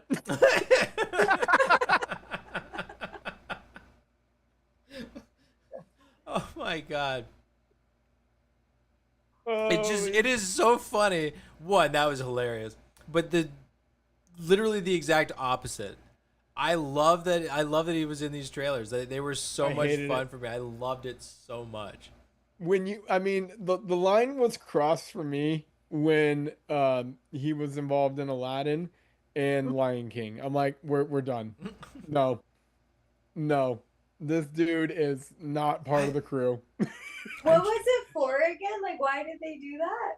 I just promotion that was like Oh, to get Stitch. Okay. to get yeah, just Yeah. to get that like recognition of who the character is and like he's a troublemaker. It's Exactly. because they knew that this movie couldn't do it on their own. They needed Oh, they, oh, they, bringing it home. they needed the good movies to give them support. Just saying. You ain't wrong. All I right. can't be Lilo in means movies. generous one, and Nani means beautiful. Say that again. Sorry, I was on. Lilo means generous one. Oh, Nani means beautiful. okay. Cruz went to a real hula school to make sure they got the hula moves correct. I like that. Yeah. And was there one more? Let me see. Because I just while you're looking for like the with the hula, if I'm not mistaken, like the hand gesture is like really important with everything, right? Like it's part of the whole storytelling of the dance. I believe so, yes. So that's awesome. I like that they've. I always love that Disney Oh no, Pixar that was they it. really focus in on those details. Yeah. They I do. mean, they always have. They do their research. Yeah, they definitely do their homework. I mean, Pixar, we've done a countless number of facts that we did for Pixar. I mean, the fact of I remember Bug's Life. They went out in their garden. Do you remember this? And they got on their hands and knees to get at Bug's level to figure Mhm. out the details, what things look like. Yeah, I mean, I believe they went to I forgot what type of research. They did a lot of research for Finding Nemo. Yeah, Yeah, a lot they of ethnography. I think a lot of it was in Monterey. that was for Finding Dory. Oh, Finding Dory. Okay. They did a lot of research in Monterey for Finding Dory. I believe it was actually set in like the in the movie, the aquarium that they're at. I believe that's set in Monterey Monterey. Okay. Peninsula. Yeah. I don't know if I've seen Yeah, Finding. no, I mean that's the one thing we shit on Disney a lot for you go for the classic kill the parents playbook and everything, but the one thing I will never take away from them is how extensive they will do their research. Um, whether it's super small, a small detail or a large detail, they put their nose to the grindstone and do the work.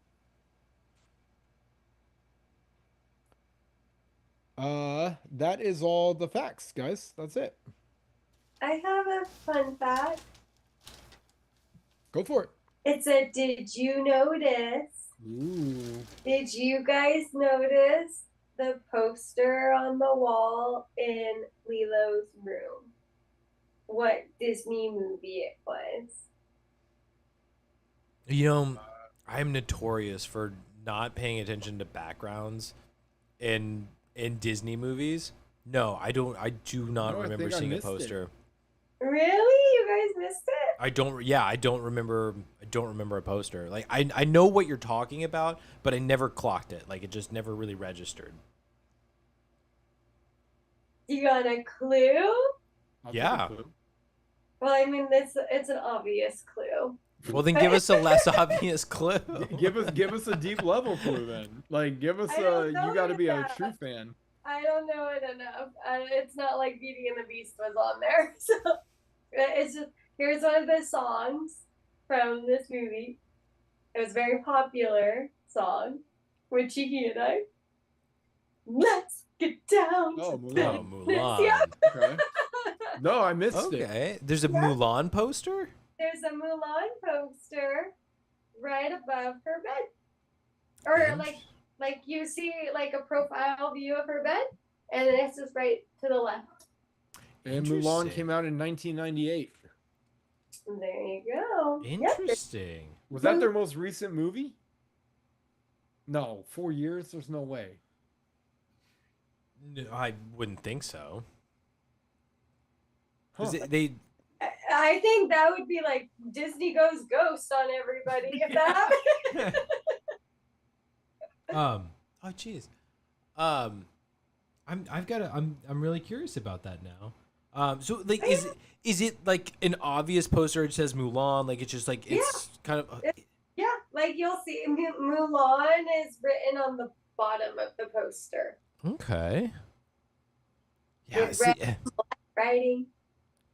like I said, it kills me that when I look at this animation and everything, like the watercolors of the backgrounds and everything, it is really, it's beautiful, it is.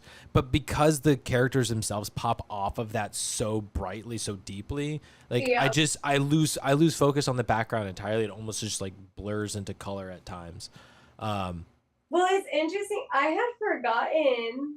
Gosh, it's so sad. Like I forgot that like things were drawn, right? Yeah. When my brother They mentioned did that, that? yeah, like it's like I forgot. And so when he mentioned that, I was like, oh, that makes sense because I did notice like Nani, is it Nani? Nani. So Nani, her legs were very disproportionate in some scenes, like when she's kneeling. And like she's got like I mean she's like bodybuilder quads. Like She's I'm thick. like, what happened? And it's just it felt off, but it made sense if it was like hand drawn. It's like I didn't even think of that. I kinda want to rewatch the movie just for the fact that I know now like it was hand drawn, and I Mhm. might like view it in a different way. If I could recommend anything, it's watch the scene where we were talking about where it's Stitch riding the tricycle all over the island. Okay. And like when they get to each destination before he's like water and turns, Yeah. pause it and just look at it. It is like the scenery it is gorgeous, but the difference of texture between like the background and everything and them, they just it's very It's like yes. say that again. Oh yes. Yeah. Yeah, but it works, and it's kind of like, yes, this is why it's. If you just look at that scene and you pause it at those moments, just to like, those are great examples of the beautiful animation that's in this, and the hand drawn. I hope it's still hand drawn at this point. It gets me so nervous. It looks hand drawn, but God, technology has done so much for so long. Like I'm fooled, and I'm like, it makes me sad. I'm like this. People used to do this. Yeah. The animation. Sorry, Yeah. yeah. I was saying like how I completely forgot like about like things used to be drawn, and like when you mentioned that in the beginning, it makes me kind of want to watch it one more time just with that in mind. Like this is hand drawn because I was explaining to Matt, I was like, I feel like there were some scenes with Nani where like her legs are very disproportionate. Like she has like bodybuilder quads, and I was like, that's kind of weird. But now that I know, and it was like when she would like be kneeling down or like lunging or whatever, you could really tell something was off. And I wonder if because I'm so used to not drawing anymore, if that's what dinged the score for me. Crazy. Go ahead, Brian. Well, I have a running theory on this, because I actually wrote down one of my nitpicks was rough animation. Rough. Yes, and what I meant by that is some of the proportions of the actual of Lilo, of Stitch, or no, not of Stitch. Sorry, Stitch was fine. Of Nani, of Lilo, it was the humans. I just felt that it was very like B rated, honestly. Mm-hmm. Um, and then I was like, well, wait a sec. I know it's hand drawn, but then I'm like, no, no, no. So was Beauty and the Beast, so was Aladdin, so was Little Mermaid, and they Mm-hmm. were freaking dialed animation. Here's my theory on this. The scenery, the landscaping of Hawaii is stunning. They did such an amazing job. It's to me, my theory basically is the Good Dinosaur all over again. You've given us amazing landscape, amazing earth animation, and because of how good it is, it has muffled your human animation that you've drawn. Because yeah, there are times where I'm like, did we have the animators still in school who are doing this? Like it's pretty, even their hands at certain points were really really bad. I'm like, no, the human animation is very very rough in this. And I do know that it is Hawaiian. They are Polynesian descent, which have uh broader structured body tones and everything, and I'm well aware of that, but it was very strange. It was almost cone shaped at one point, where it was like skinny at the top and then just kind of heavied out in the bottom. Yeah. And I don't know. It was very strange. But the more I thought about it, I was like, well, check out the Hawaiian background behind it and how dialed that looks compared to the actual human animation portion. See, and I missed the whole background. I missed Oh no, that. the scenery is incredible. They did such a great job with the Hawaiian landscape. Mm. I think Matt's researching as we speak right now. You're muted. Ironically, I muted myself thinking I was unmuting myself. I've been trying to find the Mulan poster that Jen saw. But no, I can see what you mean though, where it's just like it's the background, like this the set design is beautiful, but the character design doesn't match, doesn't fit. Which we But- ran into the same problem with the Good Dinosaur, where it was like it looked cartoony-ish. Mm-hmm. Like the dinosaurs themselves look very cartoony Yes, it in just a Mm. everything else felt really good, realistic, like to the right degree, but they were just Right. silly. it's weird to say it looked cartoony in an animated computer animated movie, but I think yeah, I'm just trying to remember what we said. And I know how we said it was very was worded properly. Yeah. Sorry, like I said, I'm still looking. But I've Jen, go seen the Eye ahead. of the Storm. I do. Like so you talk about like the fuller figures. Was this like Disney's first fuller figure people? No, because I mean, you had Hercules and Phil was It, this like chunky I little think bowling ball. Out, but then that's close to like Mrs. Potts. I feel like this is part of Disney's still kind of exploring. We're getting out of Caucasian Right, protagonists, white princess land. and we're trying to like respect the culture and make it stand out as like a unique thing, not just Yeah. we're making the same character design of these other characters and just changing their skin color. Because I mean, I want to say with Pocahontas, they did a bit different animation for that. For it looked more rotoscoped, where they animate on top of like something they film, so it looks more realistic.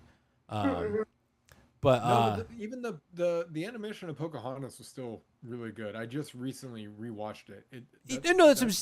it's great. But I just mean like Yeah. it's when I feel like they try to do a good job of like when they're telling a different ethnicity's story, they try to respect that culture to some level, and it seems like they try Rightfully to. so. It seems like they try to like make something unique to that so that it stands out and pays respect. And I think that's what's happening here is where they're trying something new. Because I mean, if you look at, I would say Lilo's design, her character design is pretty close to what we see from Wall-E when we get to the humans at the end. They're just they're very stubby, very round, very like don't just like little nubs for fingers. They still work like a fully functional hand and it'll animate the way that it needs, but it's look at it and it's just little stubs. So I think that's it's just they tried a different design and maybe it's just not like going for you guys. Yeah. Which is fair, totally valid. Like you said, it's we had the same argument with The Good Dinosaur. And I do remember that argument, and like I believe I agreed because I do like now. the dinosaurs were too cute. It's the problem when your background scenery is so good. Your flaws are shown even more than if it was a mediocre background with mediocre animation. Yeah. I think it's Matt's favorite time. Well, I was still trying to find the thing, but I can come back to it. So I guess let's just hop into the movie. And what better place to start than the very beginning? A very good place to start. So I'm gonna kind of include the two sections of this as the intro to the movie. I'm going with Stitch's introduction, so the opening scene, but also including the kind of opening credits with Lilo swimming, getting into the hula class. Yeah. I really enjoy this where we're getting to see both of these characters separate. Stitch, it's a lot of fun. It's a really cool intro. I think it's an interesting thing to start with the alien and just throw us into that world. Like, yes, aliens are real. They have a council. They have this whole thing. There's a whole system. They've got it figured out. We're just these silly little idiots on this far distant water planet. Like, it's okay. We're uncivilized, but we'll be all right. Just leave us alone. This movie throws you directly in the shit pot. I love it though. I think it's a lot of fun. The characters are great because the second they start talking, you know who they are. You understand their role and what they're gonna be, and it's perfect. And again, it's a lot of fun. You get your characters and the Stitch breaking out and having the chase and everything and heading towards. I love the little Easter eggs. Did you guys notice that Earth was Area 51? No. Oh, I missed that one. Sorry. Which, if I'm not mistaken, Area 51 is the whole. It's the alien underground. That's where aliens are, right? Like we are Area 51. I just. That's funny. That's good. It also ties in with like Bubbles being CIA and Roswell Area 51. So it's like, did they designate us Area 51 because of Area 51? Yes. Like it's like, you know what I mean? Like did they 100 like did they give us the name or did we take the name? Oh, well no, the joke, I think the joke is that we call anything alien related goes to Area 51, and so they're like, well, what if Earth is Area 51? Right? Like, where are the aliens? Where are the aliens? Yeah. Wouldn't that be something, guys? Surprise, we're the weird ones. Yeah. Duh. Yeah, you go ahead, Brian. What a time. What a time around this era, the early 2000s. There was this thing that was going on where it was like, we're just gonna start these movies just so like a bullet out of the gun. Like, it's just, you have no time to breathe and you're already in it. And The Departed was like, yeah, sit back, take some notes. We're going to show you how to really do an intro and make it 20 minutes long, and then we're going to give you a title drop. If you guys remember that. I think this one wasn't 20 minutes, but I want to say it was a good 5. It was a lot. 5 or 7, because I even remember I was like, that's a hell of an intro. Time goes by fast in this movie though. Like I think even Nick said in his assessment, Right, it's a short movie, it is. but they get a lot done. They do, yeah. So, I always appreciate when a movie kind of just, throws you right into it. And this one certainly does. You want to catch my attention? The first line of dialogue, what are the charges? I'm like, okay. There's clearly some drama going on. Someone's been caught, and the way that he's playing it off, just, oh no, I didn't create anything, and then all of a sudden Stitch shows up more than once. Like suddenly we're stretching the truth a little bit here. So yeah, it's a good intro. I'll give him that. But the intro also leads you starting to question what's going on. You're watching the intro, but you're also trying to piece together the puzzle as you're watching it, and that can be a rough recipe sometimes. Before we hand it off to Jen, Sure. At a certain point, I would like to know what you mean by the puzzle. But go ahead, Jen. I just wanted to concur with you. It is 4 to 5 minutes before the title drop. Okay. Cool. Yeah, so not quite 20. Not quite 20. Yeah, the part is like, hold my beer. We're gonna show you guys how to make a dramatic intro. So Matt, you were saying, you're just, like I said, it throws you in, and you're trying to figure out who's who, what's what, and things like that. It's like you're quickly trying to, okay, so this is an organization. They clearly have rules. Someone's mad that someone broke these rules, and okay, now I'm caught up. Let's go. Yeah, I mean, I think it explains it all pretty well. Like, I'm not. I'm not saying it doesn't. Yeah. No, well, I just mean, like, I'm not saying it doesn't. I didn't see it as a puzzle. Fine. No, Not a puzzle. okay. You're the puzzle man. You're the puzzle man. Maybe you are figuring out is Stitch bad or good, because that I still didn't really know. Well, okay, so that brings up the first quote that I wrote down. So the councilwoman, the head person, she drops the line, like, as talking to him, like, and he's just all feral, sniffing, scurrying around like a little rat. She says, "Show us that there is something inside you that is good." And like, and he straights up, and then he spouts out some sort of profanity. Yeah, which really gives it to him, right? And like, so you can see there that, like, there's some good, there's kindness here, where it's like, we don't want to punish you. You have life. We can't just take that away from you. You should have never been created, but you are a living creature. Show us that you're not just pure evil, like he designed you to be. Mm-hmm. And that's the whole setup for the entire movie. And it's why I love that there's this double opening scene with Stitch and then Lilo, where you're seeing the parallels between them. You're seeing why they're going to be connected. and it all kind of comes down to, and it's one of my favorite moments later on in the movie, but when she draws the little scale of him as like, this is your good and evil meter. Oh, As yeah, you can yeah, see, yeah. your evil's really high, especially for some of your, like it's a Yeah. cute thing, but like even she recognizes like you got a lot of aggression in there, Got some buddy. issues, Yeah, buddy. you got a lot of aggression in there, buddy. We should do something about that, but it's okay. I still love you, You Ohana. might want to go see Dr. Melfi. So it's I like that moment within the intro to Stitch where Yeah. he is just like he is an abomination that has been created to just wreak havoc and cause chaos.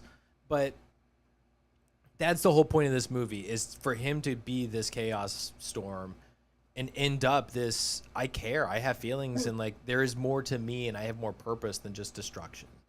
I'm not a monster. So I just a really important moment within that one that and then so Lilo's swimming through the ocean and the song, and I don't know what it is about Hawaiian songs. I don't want to guess what the name of the language is. Polynesian probably, but I as I guess, I say I don't want to and then I do it. But I have no idea what they're singing. Like, it's just, but it sounds beautiful. I don't know what the words mean, but it doesn't matter. It is beautiful. The tropical vibes, man. It's just so, They're it's incredible. So nice. What they mean? You're Googling the English I can translation? pull it up. No, Yeah. it doesn't. Sure, it'd be great to know, but it doesn't matter. Like, it's the song is beautiful, and Yep. it's a great contrast to what we just had, where like we're in space and everything is kind of cold and dark, and now we're boom, we get hit with the beauty of Hawaii, the blue sky, the blue ocean, the fish. It is such a contrast, and it's gorgeous. The song is perfect, and you see, you catch Pudge. You see the fish with the sandwich, and it's explained to you later, but it's a fun little scene. We're introduced to Lilo, and again, it's a great example of introduction to a character, and also those parallels of why Lilo and Stitch, the two characters that we just met, we already understand why they're destined to be together. Yeah. Beautiful, just a beautiful intro, beautiful combination of character intro. What on earth? I mean, honestly, like, just to continue what you were saying, island vibe music it's awesome. Sometimes I don't know a word that they're saying, but I'm just like, man, this vibe is great.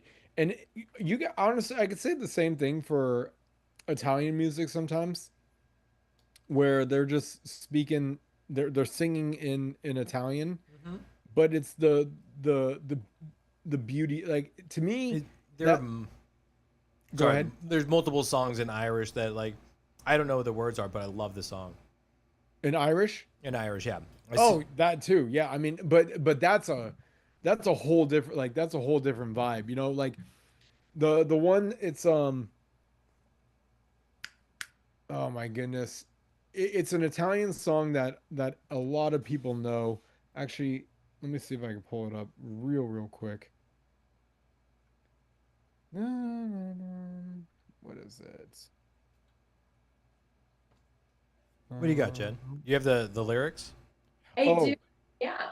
Conti Patero from Andrea Bocelli, and it's the one that goes like, actually, if I remember correctly, none of you guys have been to Vegas, huh? No. Damn. When I was in 7th grade. Yeah, that's not gonna help. I have been to the airport many times. The Bellagio fountain will play this song, and we'll do a fountain show to it. But it's one of those very well-known songs. If you hear it, you're like, oh, that song. Because I know for a fact you've heard it. But it goes like, No, I'm not even gonna do No. this justice at this point. It goes, You got this. come, da na na na, ba na na na. Yeah, I can't think of the lyrics. So the lyrics is what kills me. Da na na na na na na na. Okay, that's starting to feel familiar. Right? Does it sound? Anyway, so basically, what I'm trying to get at is when you hear certain music or certain songs or certain tonalities of songs, whether you know the lyrics or not, I don't think that matters. It's truly the music itself is very stunning and beautiful. Yeah. And that's pretty much what you were saying with the intro, and I agree. When I hear like the island Hawaiian island vibes music, Mm-hmm. it's fantastic. Beautiful.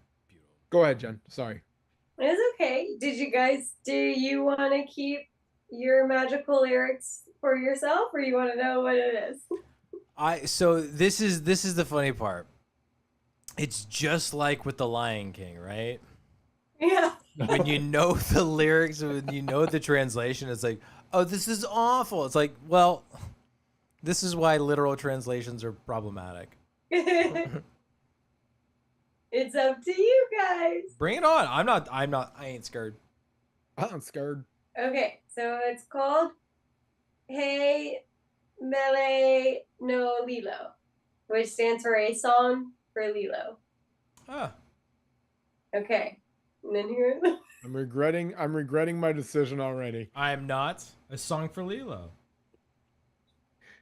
Great to the royal woman, Queen of Hawaii. The rain. I can just picture my brother's face in my head as I'm reading these words. I have to look at them and die laughing.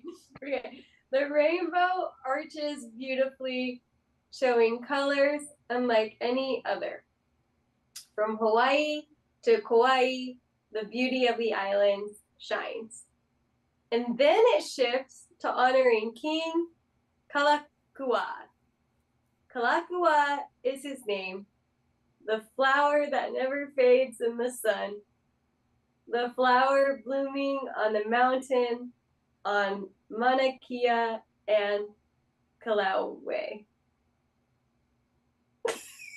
That's it. Okay. Well, yeah, I guess it's not the most Poetic? Well, no, it's pretty sometimes good, it's but- better to not know the language. maybe it's about the reading. I don't know. It's basically about the beauty of Hawaii and like their culture and sacred. Do you guys think Lilo and Moana would be best friends? Best Yeah. friends? No. Maybe that No. little dude who was like dancing in Moana. That like, what's up, girl? Oh, I think those two would. I think they'd probably get along. I have not seen this damn poster, Jen. Really? When do you remember seeing it? Like, do you remember which scene in her room? It's I want to say it's like towards the beginning of the movie.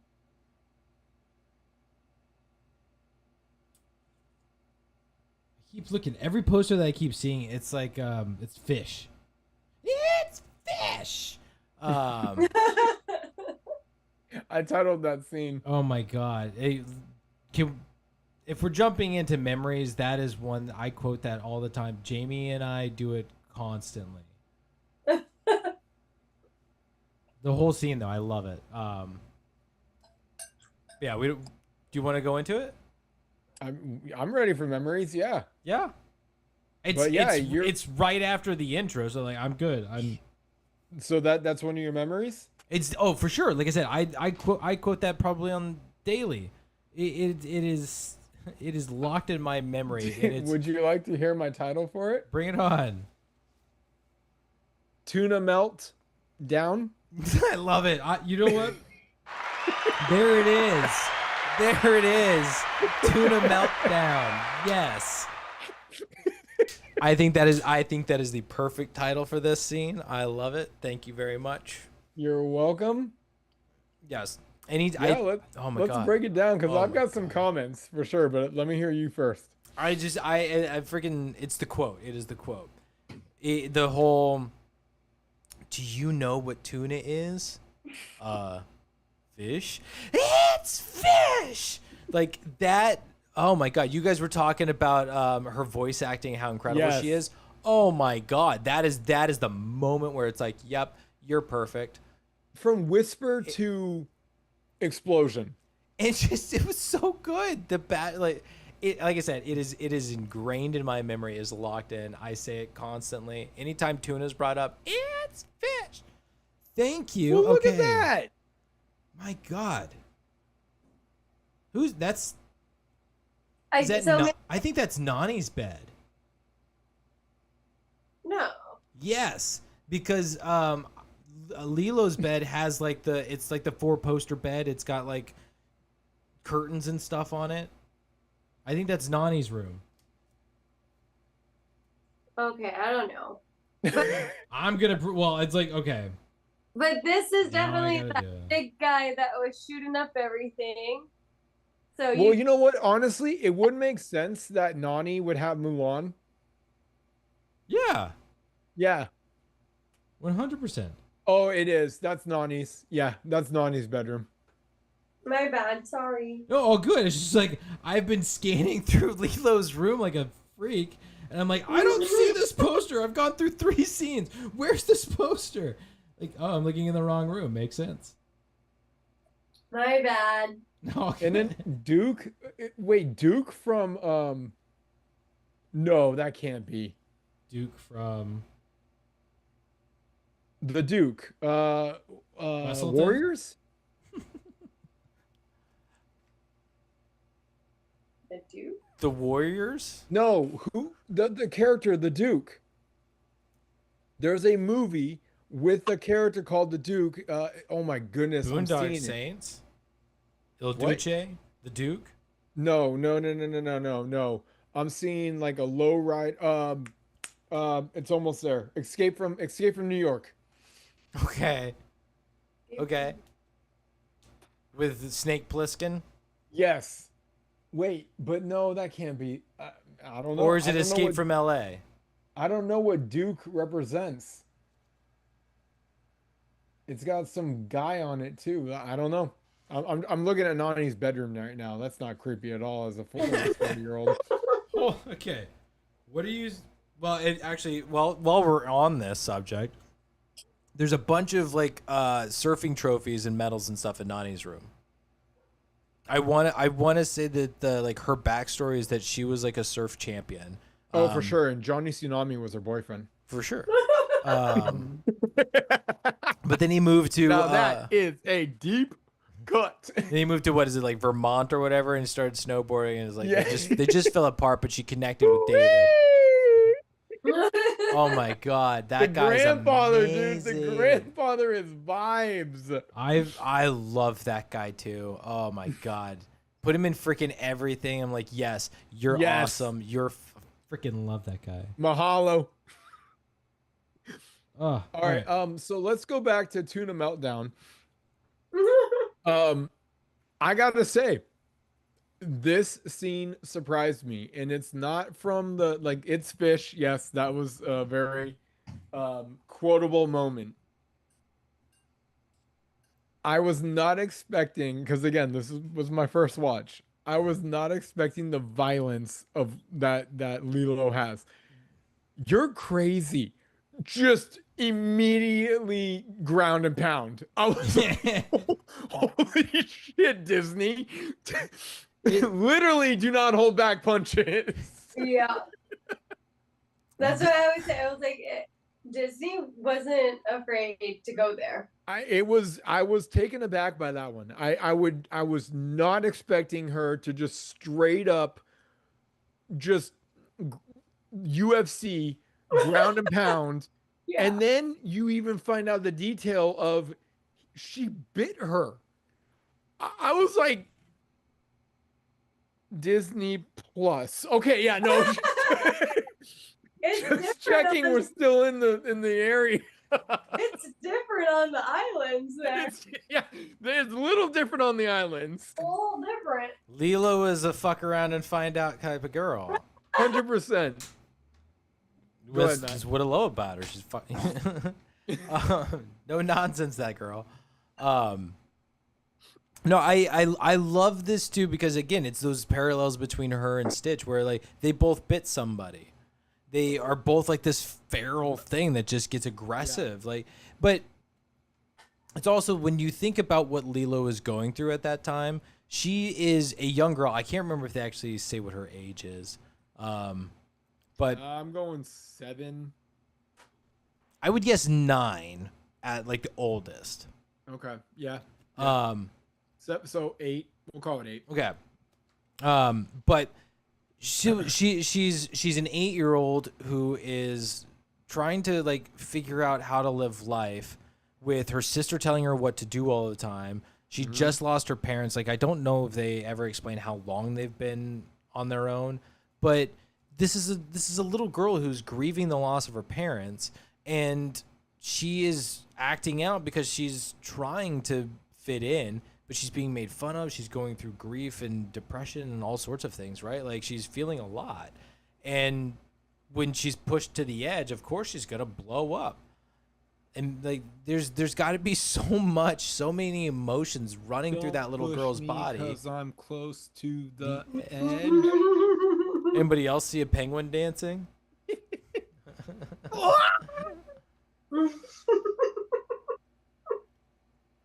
Yeah. Mumble! Sorry. Mumble. Actually, that's another great like kind of Elvis reference, right? Yeah. Oh, good call. They way to bring it back. There it is. Oh man, my guy. Which okay. This is my second memory and then I'm done.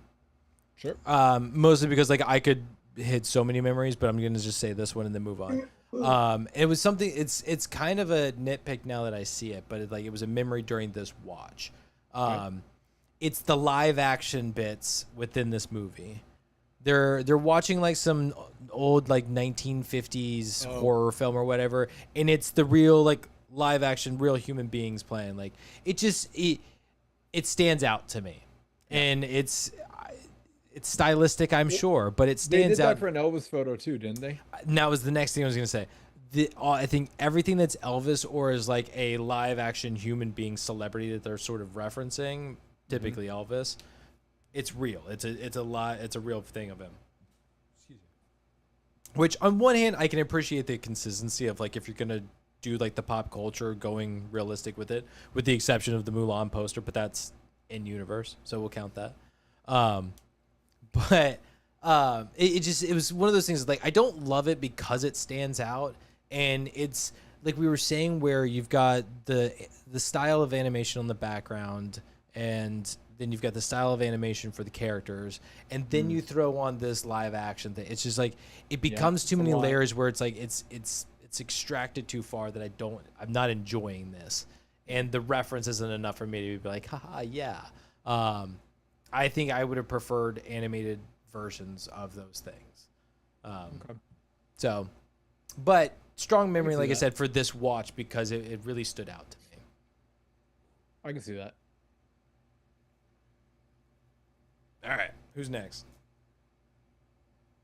Well, I think a generic memory for everybody in this group, plus anyone who has seen the movie, is the quote, Ohana means family.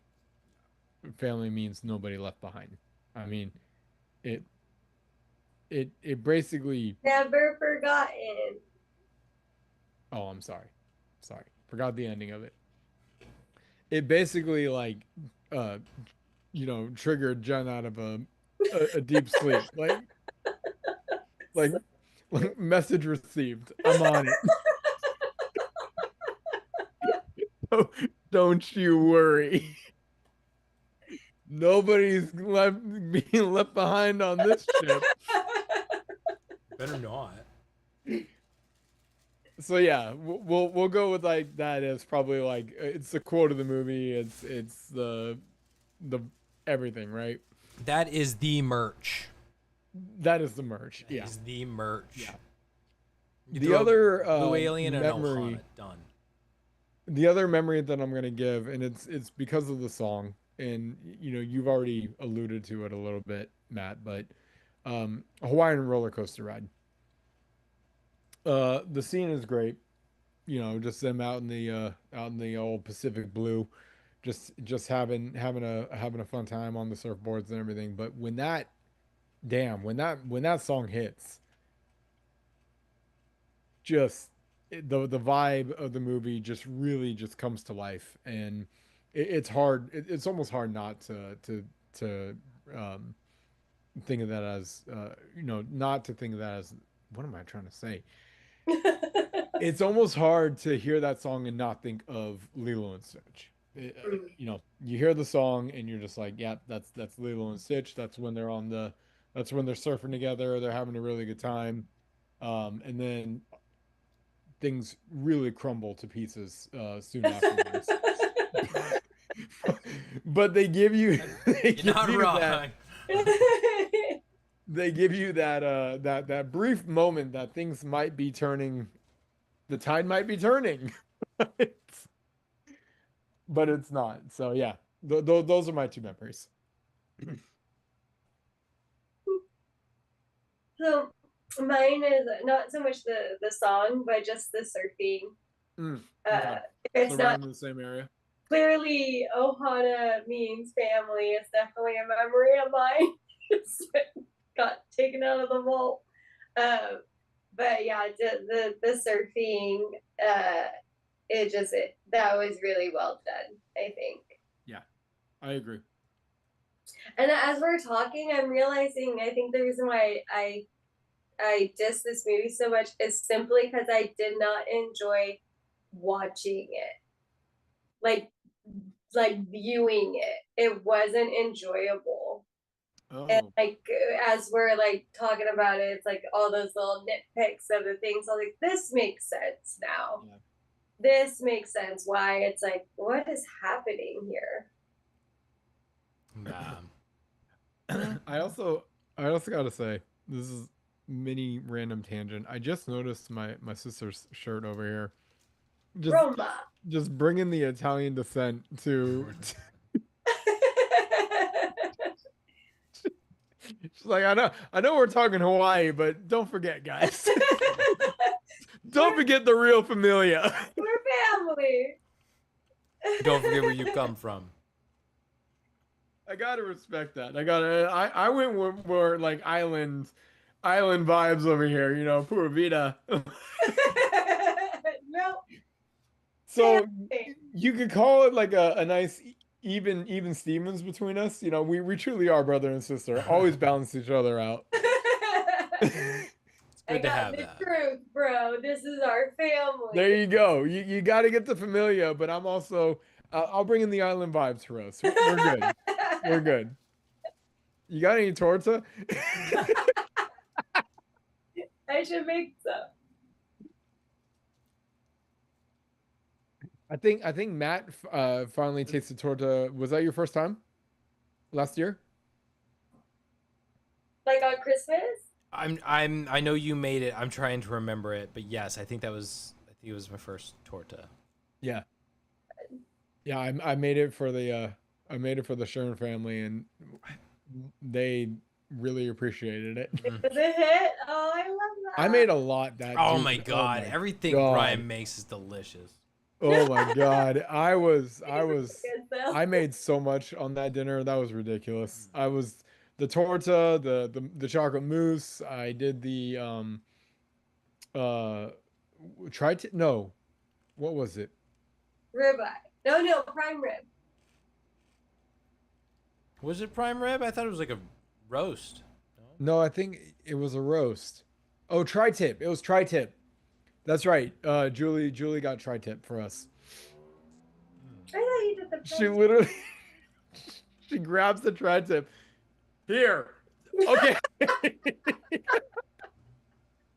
This is for you. Now make it for us. I got you, Julie. That's really funny. This is your problem. Yeah, and then oh man, then we had Yeah, pasta. Oh, yeah, some yep, good. yeah. Matt and Jamie did pasta from scratch. Nice. We're talking like egg And the flour. in the flour, yeah. And you roll it out. Oh, Yep. yeah. They were hanging it dry. I'm like, Oh, wow. mi familia right here.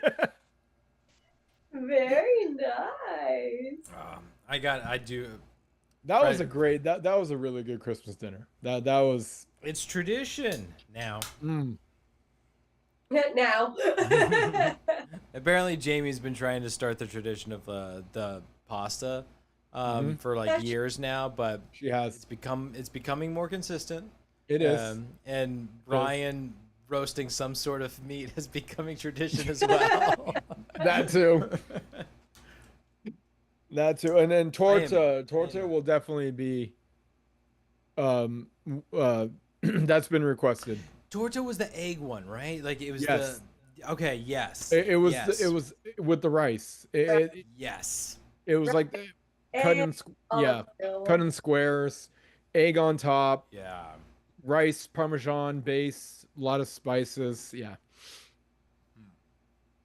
Yeah. No, Grandma. That was good. That was- Taste the grandma right there. I know. I love that the tradition continues. Oh, she'll be so proud of us when I expect torta now on my birthday. torta on your birthday. Okay. Yep. Grandma would always have it for me. All right, so have we done memories? Is that it? We just finished our memories. What, Jen? Did you have memories? I felt It was just the surfing. Just It so- was- okay. It was a survey. yeah, not so much the song playing, but I just like can see the surfing, the waves. Yeah. It was very well done. The animation of the surfing was great. I mean, Yeah. it cannot be easy to animate hand-drawn curled waves, because they even had them in the I don't know surfing terms, but it's when the concave of the wave is going over them. There's the a tunnel. What do they call it? it's a Tube. specific name for it. It's like the It's a pipe tube. or something. Oh. The Tube? The what? Is it the tube? No, maybe it is the pipe. I think it's the pipe. No, there's another name for it. I just can't remember it, but it's when that wave is curling over. Yeah. They did a really great job with that I have a animation. cool photo. Hold on, I'll show you guys. I think I still have it. All right, well, we've done this joke before, but we are definitely in open water now, so I know.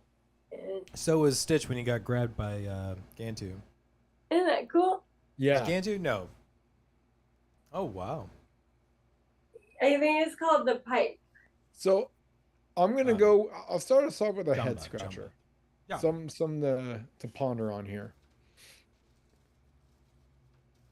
Is the Elvis obsession strange to you guys? No. I got one no. I think Elvis was very popular in Hawaii.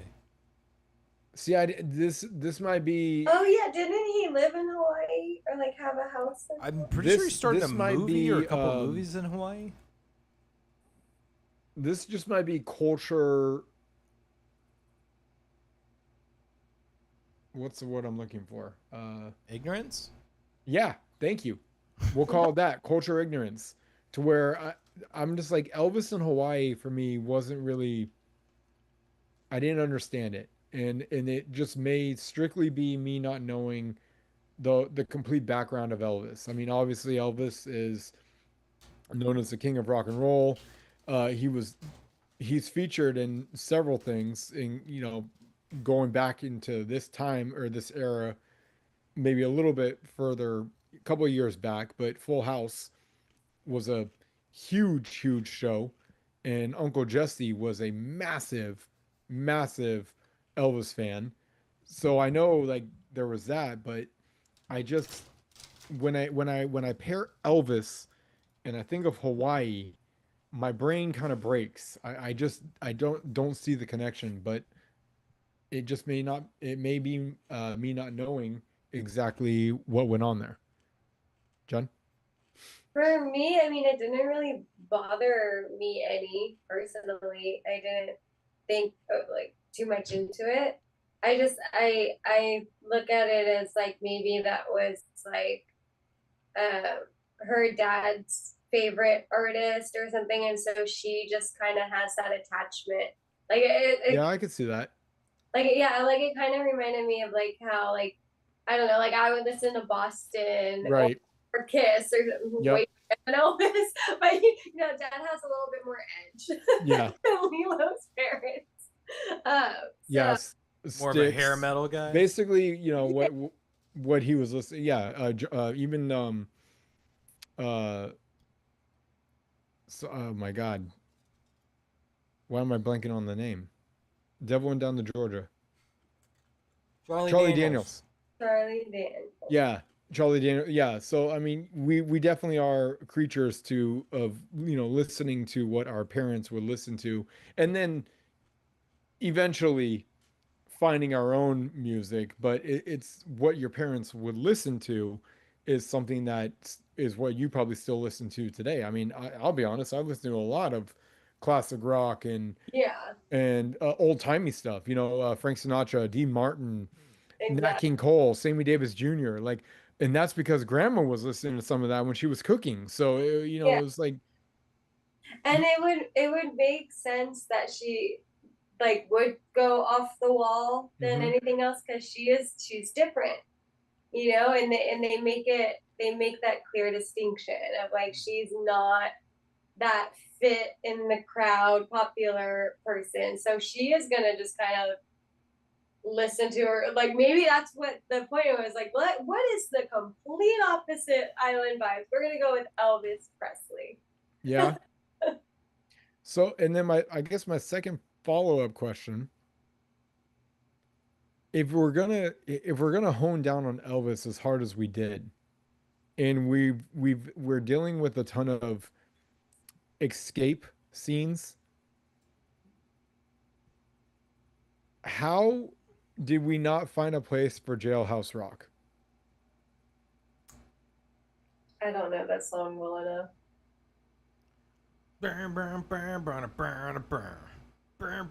I, 1, 2, 3, don't yeah, count your jail. thank you. I couldn't remember how it started. I could just hear it. Da-da-da-da-da-da. I A Jailhouse Rock. I was like, we're literally breaking out of Jailhouse Rock. we're breaking out of the ship in the beginning. We're breaking out like the several breakout motions here. Elvis is very dominant in this movie, yet you're not going to give me Jailhouse Rock. I just felt that was a mismark there. I see. Missed opportunity. Isn't as popular of a song as the ones that they chose. Oh, it's popular. Oh, it's definitely one of his most I popular. don't know it. But Well, okay. If Jen doesn't know it, it's not popular. I kind of like that they didn't go with like his most popular hits, like oh, here's the top 10, we're just nailing it, like, Right. because that feels too cliche, and it also I think it kind of, I'll for be the right back. people who are Elvis fans, having these like deeper cuts and like going into his what do they call it, his library of music, like the I think the songs hit more, like the one that she's listening to when she's being super depressed, and what was my quote, leave me alone to die, like, Yeah. she just had like her terrible day with everything, and she's just laying there listening to Elvis, and she's mouthing the words, like that song I don't think I'd ever heard before, but the words are perfect for what she's feeling. Yeah. And I like that. Like, it's the songs that they choose aren't the hits. They're Elvis song that is appropriate for the scene. Right. So that's why I enjoy it. I would not consider myself like an Elvis fan. I've heard songs, but I don't know know a lot of his history, and which it's also funny to me that she describes Elvis as a model citizen. Yeah. I'm like, I don't know much about Elvis, but I know that that's probably not too true. I mean, he's got some bad things associated with his history. Sandwich is a hit, apparently. What now? His sandwich. Oh, which what is it? It is peanut butter, banana, and honey.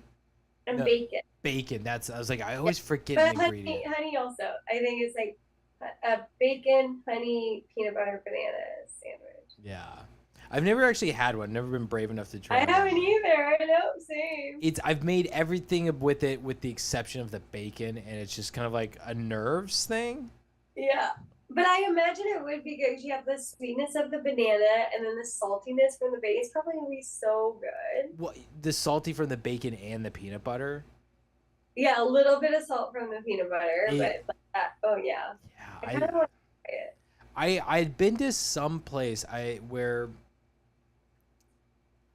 I don't it was somewhere like South Carolina or something, but they had like a specific sandwich that was the Elvis, and it was his sandwich. I'm like, oh, it was the only time where like it had appeared to me. I was like, oh, I should get that sandwich. So I'm like, I really don't want that sandwich, but I'm like, so I didn't order it because it's like I wanted a different sandwich. I'm like, that one sounds good, but like, when am I ever gonna get another opportunity to order an Elvis sandwich? Right? Well, hopefully it comes up. There's plenty of sandwich places in the world. I feel like the maple bacon might be the best. Ooh, that's a good call. I wasn't even thinking about like the type of bacon, but that's Thick cut maple bacon. Okay. It's gotta be thick cut. It can't be that thin. It can't be crispy. No honey. No honey, just the No maple honey. bacon. Yeah. Maybe go maple syrup then. No syrup needed. Man, you and Jamie will never let me have sugar. Because there's already sugar. It's not sugar. That's not how maple bacon works. It's not like coated There's in a little sugar. bit of sugar in the peanut butter. There's a lot of sugar in the banana. There's a lot of sugar in the maple bacon. Okay, the actual sugar content of a banana versus the sweetness of the sugar content of a banana, like, not the same. I want the sugar because of the sweetness, It's not still sugar. different sugars. Still a sugar. Fine. Go ahead, Brian. I have a scene for you guys. We're fighting about sugar. We're not fighting. I need to do this for Jamie. I can tell. It'll never happen. I can only say I will go slower, but I have such a sweet tooth. Me too. It's terrible. I can't just like no sugar. I have a horrible sweet tooth. God, terrible. If cake was available all of the time, much like ice cream is, like fuck. My wife has adjusted some of my. Hey. Apparently I've been buying the wrong ice cream. You have. Yeah. So now we've switched to Haagen-Dazs because that has been approved. I'm like, well, as long as it's ice cream, I don't care. That is real ingredients there. Yeah. I don't And have then anything against Haagen-Dazs. It is delicious, but I'm very happy getting my much cheaper Kirkland or Safeway brand. I agree. It's all And she's like, delicious. I told her, and she's like, Brian, we work very hard. We're not going to get cheap ice cream when we can get real stuff. I'm like, fair enough. Tillamook is another great one. Ooh, We I do like also Tillamook. she also did research. She found out this one called Strauss. That one's it's not worth it. Like the ingredients are fine, the taste and the texture, it's not worth it. So we're doing an ice cream off right now. Mm. It's gonna, and the only generic one that I really was able to find for both of them was cookie dough. Okay. I'm like, that's a pretty good one to That's a kind of great compare. one. Yeah. What? That's a great one. Yeah, I thought so. I thought so too. It was either that or mint chocolate chip. I'm like, no, because then it's like, what type of mint did you use? Is it green? Is it not green? I'm a sucker for the green. Huh? I'm a Are sucker for they- the green. Oh, it's got to be the green. The chips or It's chocolate? got to be green. You know? And so I'm like, all right, we'll go cookie dough. So I got a Haagen-Dazs cookie dough and a Strauss cookie dough, and she wants to do a compare and contrast and see what's up. Okay. Curious. Let me know who wins. Yeah. I got Strauss cookies and cream, and I gotta say it wasn't because you have to try it, right? It's like, why is this such a special ice cream? Mhm. And then you read the ingredients and you're like, wow, that's really good. But there's something, it's just not worth it to me. I think Haagen-Dazs is better. Okay. I have never heard of Strauss. I don't remember seeing that one. Yeah, but this is a first discovery for me. Yogurt. I'm gonna say this. I don't look at the ingredients of my ice cream. I simply look at the flavor and like what's in it. My boy. Is it okay? Vanilla ice cream, cookie ice cream, chocolate ice My cream. boy. Got it. I know that. Yep. All right. What's in there? Chocolate ribbon, peanut butter Yeah. ribbon, cups, no cups, chips, cookie dough, brownie. Got it. Cool. Like you just tell How me many what's- friends do I Yeah. like in here? Yeah. What do I got going on inside this thing in a broad sense, not in a molecular level? Yep. Off of And ice, this is why we live longer because of women. off of ice cream, I will say, okay, do you guys like chocolate cake? Yes. Yeah. I'm sorry. Did you say cake? Yes. Yeah. Yeah.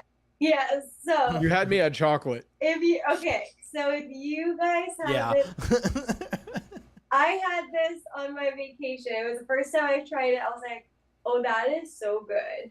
So you get it at Safeway, but it's not the little square chocolate, not that one, but the colossal chocolate. Oh yeah, I've had that one plenty The like of times, 7-layer cake. but- No, I got you beat on that. I think that is so No, I have you destroyed on that, and I've done taste by taste comparison. Believe me.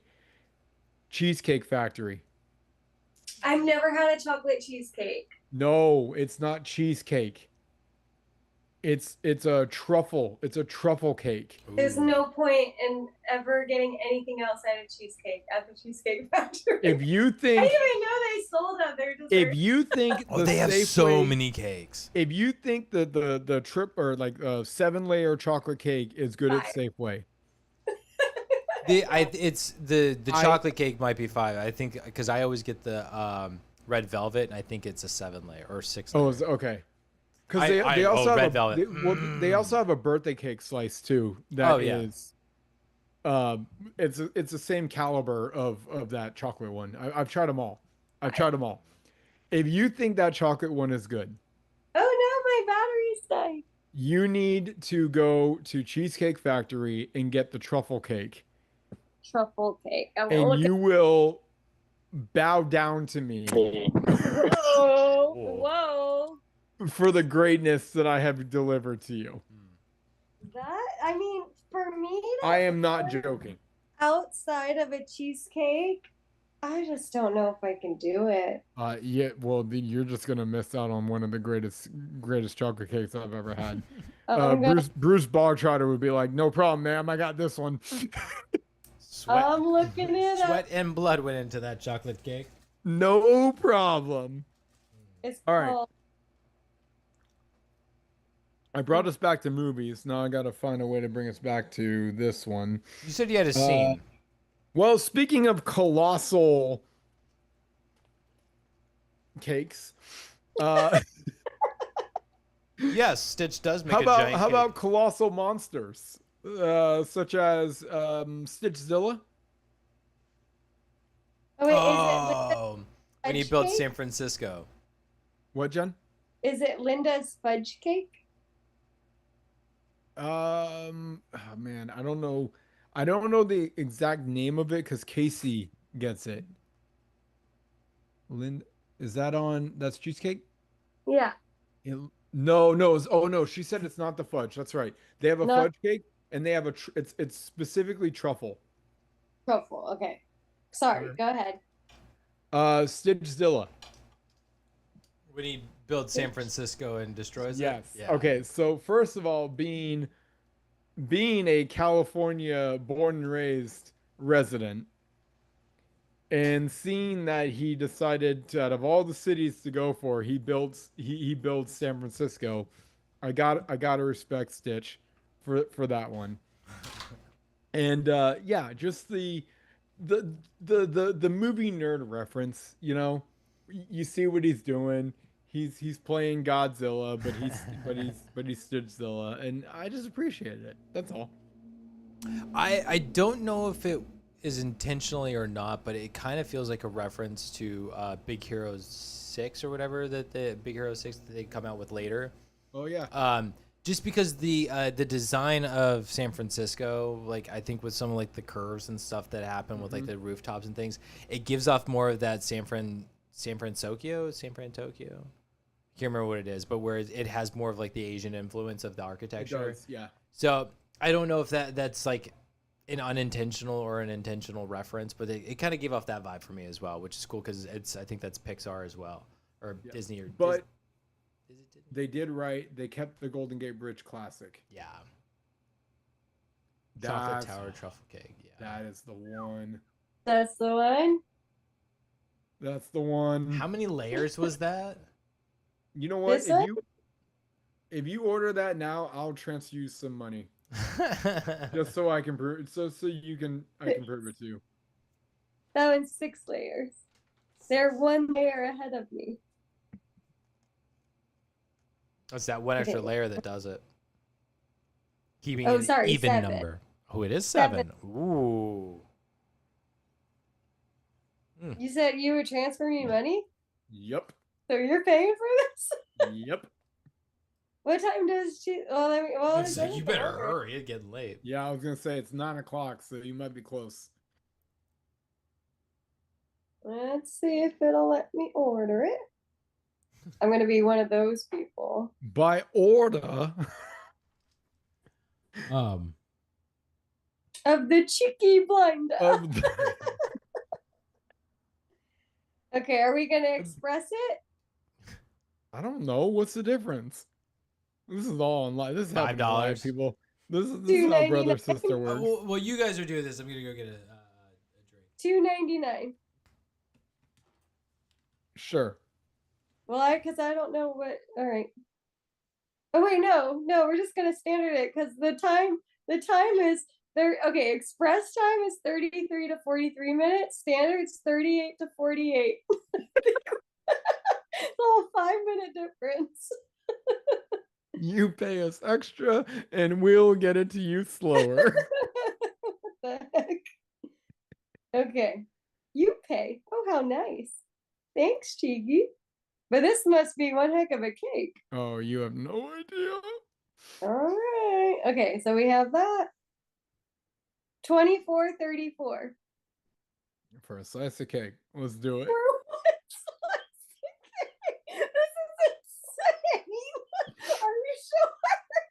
Send it. Full send. Full send? Are you sure? Are you sure? Full send. Okay, place order. Here we go.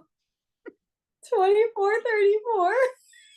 What slice of cake? Never in my life. Okay.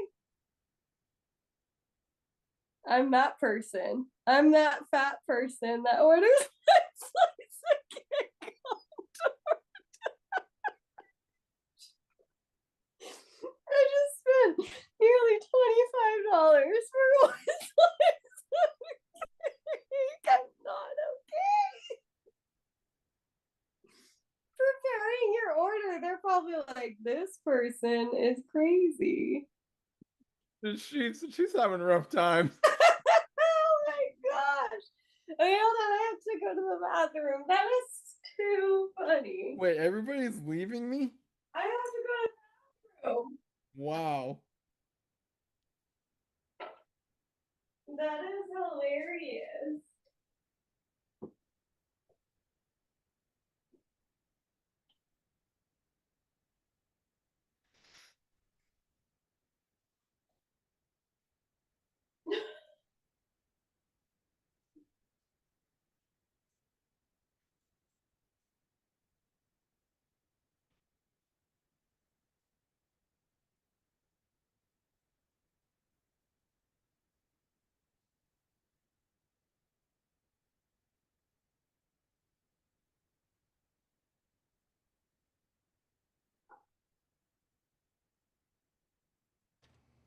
So are we getting gin cake?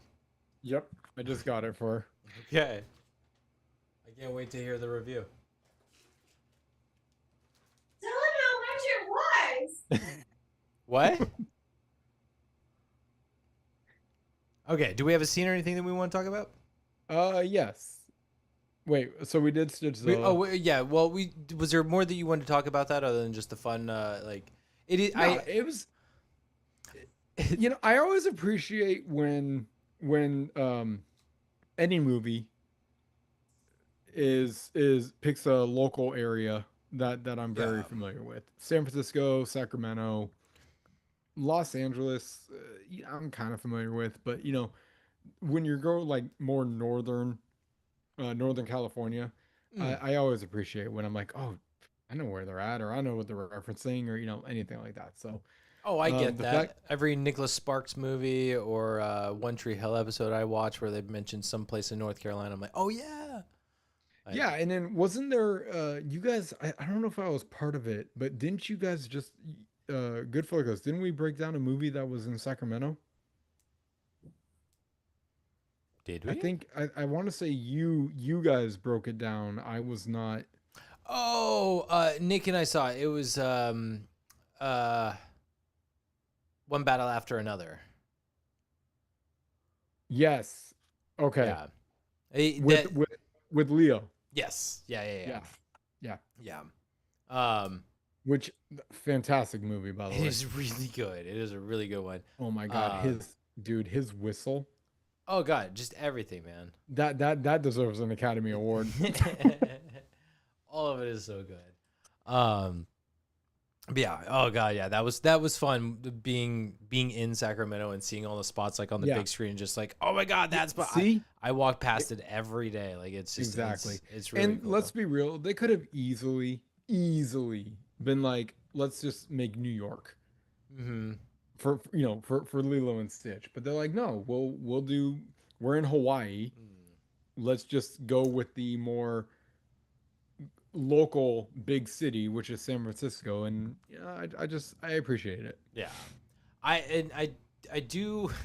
I like just how the scene plays out, where you've got Stitch, where what she prompts him with like, why don't you ever try like creating something instead of destroying everything? Yeah. And he is like, okay, I'll give it a go. And like he just sort of like starts throwing stuff, and then her reaction to like this really awesome looking model that he has just put together from like stuff in her room, and she's like, wow, San Francisco. It's like impressive, but like, eh. I also think I appreciated this scene because again, going, you're watching a cartoon, you go back to nostalgia where you yourself were a kid. I used to love building cities, sculptures, whether it was mostly. There's a reason I still buy Lego. I mean, yeah, I used to play with Legos, but my big thing was Connects. Yeah. I really, do whatever the hell you really- want. I felt like it was a lot easier. It seemed a lot easier with Connects to kind of just do whatever you wanted. Well, yeah. But honestly, Lego felt like you had to follow something, or you're like it was gonna be bad or stupid or ugly looking. But Connects was like, I can work my way around this. I can find my way. Yes. Where Legos, it was like you're given a blank canvas, and you're like, I don't know how to do what the commercials do. Like I don't. This is very difficult. You're giving me a lot of rectangles in many shapes and sizes. Yeah. I don't know how to make that. God, well, the amount of pieces they have now, it's like holy shit. Yeah, and then Connects, it was so simple. It was like yellow rod, white snowflake. Oh damn. I thought I remember more shapes than that. Oh, they were like T-bends. Anyway. And then of course Connects also, what I love is you can get like I had a giant Connects book that gave plenty of designs that you could do to build it. But yeah, it was just going back into that childhood mindset of my imagination is the limit, or my imagination is there is no limit, and this is what I feel like building today. So yeah, it was a cool little kid scene. Did you ever get the big Ferris wheel one? Yeah, I built it. That's what I thought. Yeah. Okay. It took me probably when I graduated senior year in high school, I think I put the final piece together. Starting at age 10. Mm-hmm. No, I ended up, yeah. I don't remember where I did the Ferris wheel, but I for sure built that thing from ground up. It had to have been Dad's house. I just Oh, yeah, I remember. that would take up half of Mom's apartment. So Yeah. I remember all of those different things like the Connects commercials would show, and it's just like some kid like, and it would flash between like all sorts of awesome shit that he just built, and I'm like, fuck you, man. Yeah. Fuck you, dude. What Yeah. was that? Let me what was- just get my dinosaur out of the way here. Yeah. What was that metal one called? Erector set. Mm. Oh, I had erector sets too. Now erector sets were fun because it wasn't just that was like tools. exactly, it wasn't pieces of plastic that you just snap and you're in, you know. It was you had to have nuts, bolts. You really had to actually put them together. Yeah. I never had erector sets, but I would have Oh. loved it so much, like because Erector sets were great. I I would. wonder- I hated the name. I've always hated the name. Workshop it, guys. Erector could be. Yeah, it's it's better. weird. It's a weird name. Take some more time in the thinking room and come up with something else.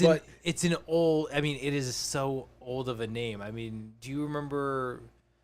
God, what year's the Sandlot take place? 1950s, good call. 60s. It's gotta be like the 50s or 60s. Wait, what time it was released or the Like the time and place that it's in, because Scotty is using, like, he's playing with the Erector sets. You guys, you can build a Wally. Is that a Erector? that's an erector set? Yeah. Yeah. Yeah. See, I would have loved these things. I want to build a Wally. Okay, I'm getting an erector set and a Tamagotchi, and no one can stop me. Nobody. That is the beauty of things, isn't it? Oh my God, Jen! I want to build a Wally. Jen, do it. All right, the Sandlot it. takes place during the summer of '62. Good call. Okay, I had a feeling it was after the 50s, but 62. So, but I mean, that's really just my But point it being. was before the summer of '69. For all you Bruceys out For there. all you erectors out there. Hey, I was trying to keep it classy, sir. Really? By bringing up the summer of 69? Wait, wasn't that Bruce? That was Bruce, right? Yeah. Yeah. Okay. No, ooh. Damn it. It was Springsteen. Well, you said it, now I'm questioning it. I had confidence, but now you've wrecked It was you the wrecked it. summer You of erected it. 69. You I erected my erected it. confidence. Man, we are vibing today, guys. All right. Back to Lilo and Stitch. Where are we at? Anyone? It just happened. Have we even talked about Lilo and Stitch? We've bounced around, yes. Bryan Adams. Okay, I'm gonna. Oh, Brian. Damn it! I thought it was Bruce. Listen to this and be like, "What happened, you guys?" It's a great conversation. Fucking Tomb Raider. It went Okay. down there. I'm gonna give you guys one of my bigger nitpicks of Lilo and Stitch. Okay. I'm gonna drop my octave about 2 and keep it real serious. Oh, Okay. like the microphone. Yeah. Let's bring it down a little bit. Let's bring this. Let's make it nice and intimate. Let's make this Barry White. We're gonna slow it down here in the No, we're about to Marvin Gaye this podcast. Let's get it on. I can feel. All right. All right. I can feel the nitpick. Bring it on. Bring it on. I've been waiting for you guys to actually complain about this movie since you No, hated no. it so much. Here it is. Here it is. Okay. Okay, my mind Now, went to, please I tell can me. hear calling in the air. Phil Collins. do do do do do do. Okay. Now, please help me out with this because I want to be proven wrong. I really do. Because it is a sensitive subject. I I just find it pointless for the movie. I am completely fine with a strange alien crash landing into Hawaii and trying to find his place because guess what? That's your movie. That's it right there. You don't need anything else. Little blue dude, I'm rooting for you. Stitch, let's get you. Let's find your Ohana. Let's make it happen. Okay? This side story of Mr. Bubbles monitoring and making sure that Lilo is in a good home, put it out to sea. Like, I don't need this shit. I don't need the fact that Nani is being questioned if she's a good enough sister to care to raise her younger sister. Nani clearly loves Leo. Yes, she may get on her nerves, but the love is there. And she's not going to let anything happen to Leo. That's pretty much all I need to see. I don't need this whole like child protective service storyline. I think it takes so much out of this movie.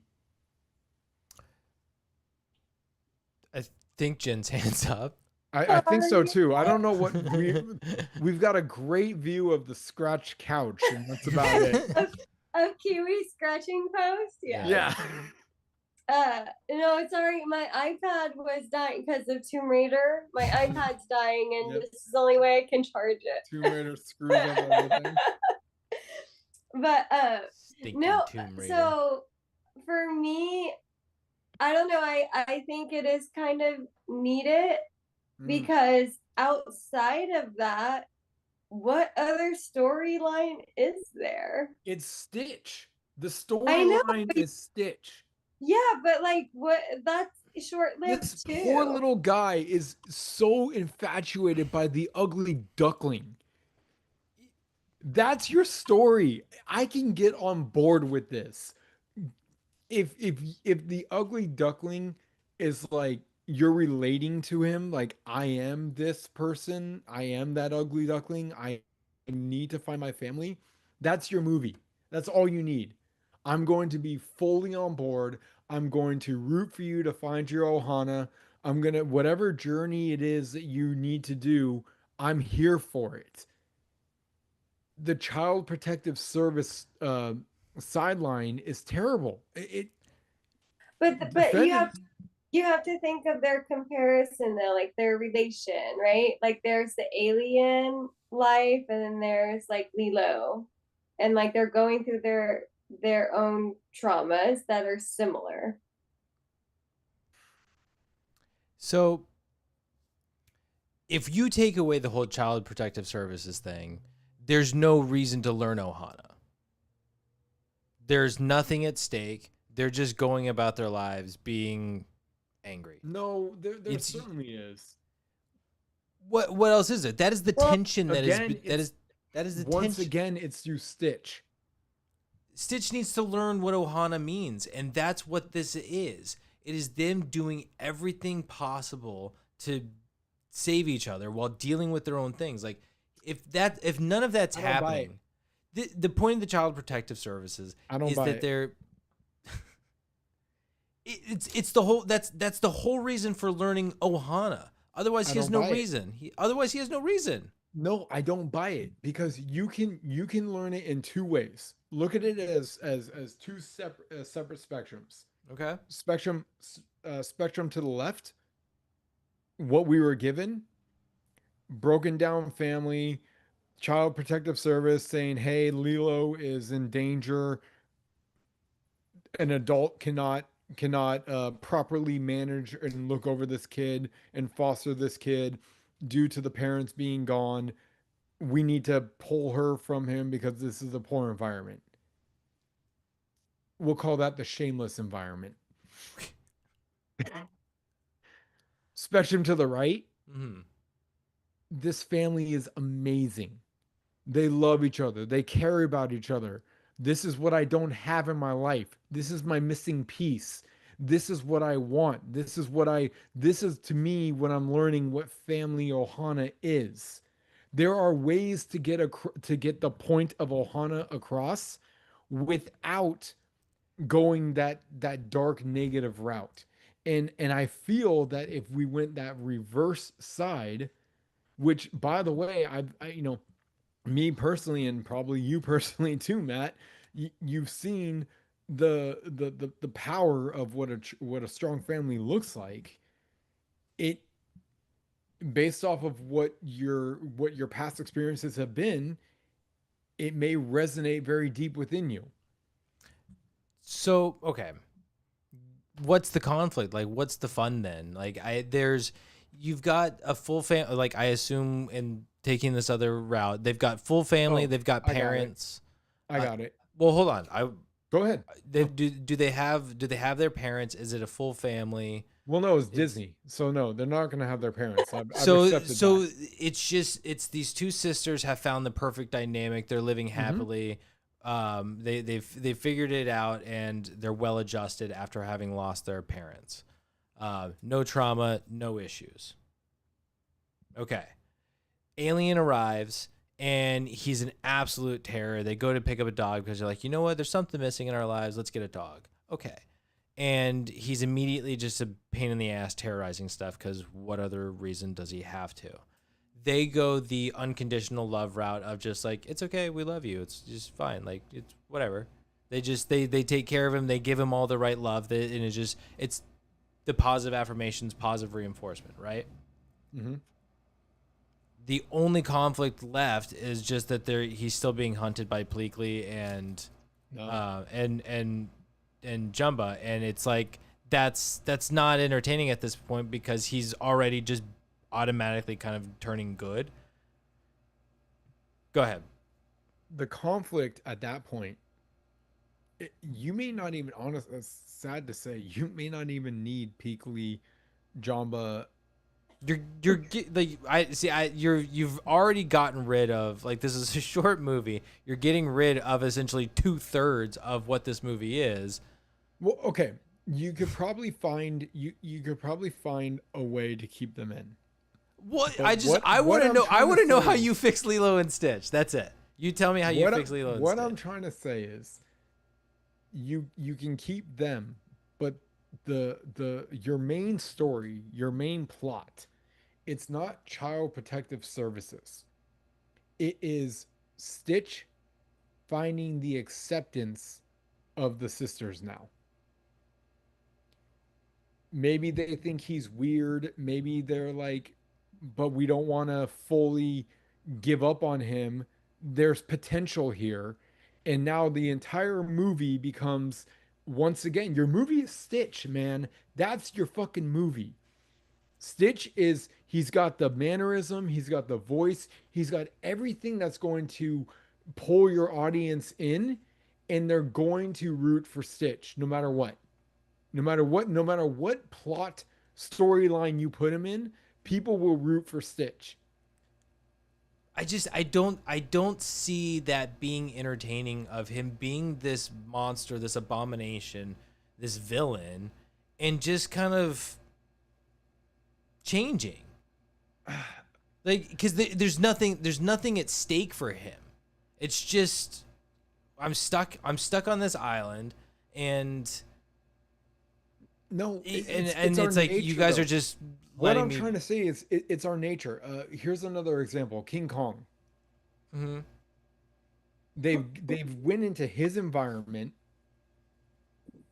and yet you are still rooting. You root for Kong the entire time. You root for Kong in the jungle. You root for Kong when he's abducted. You root for Kong when he breaks out in the theater.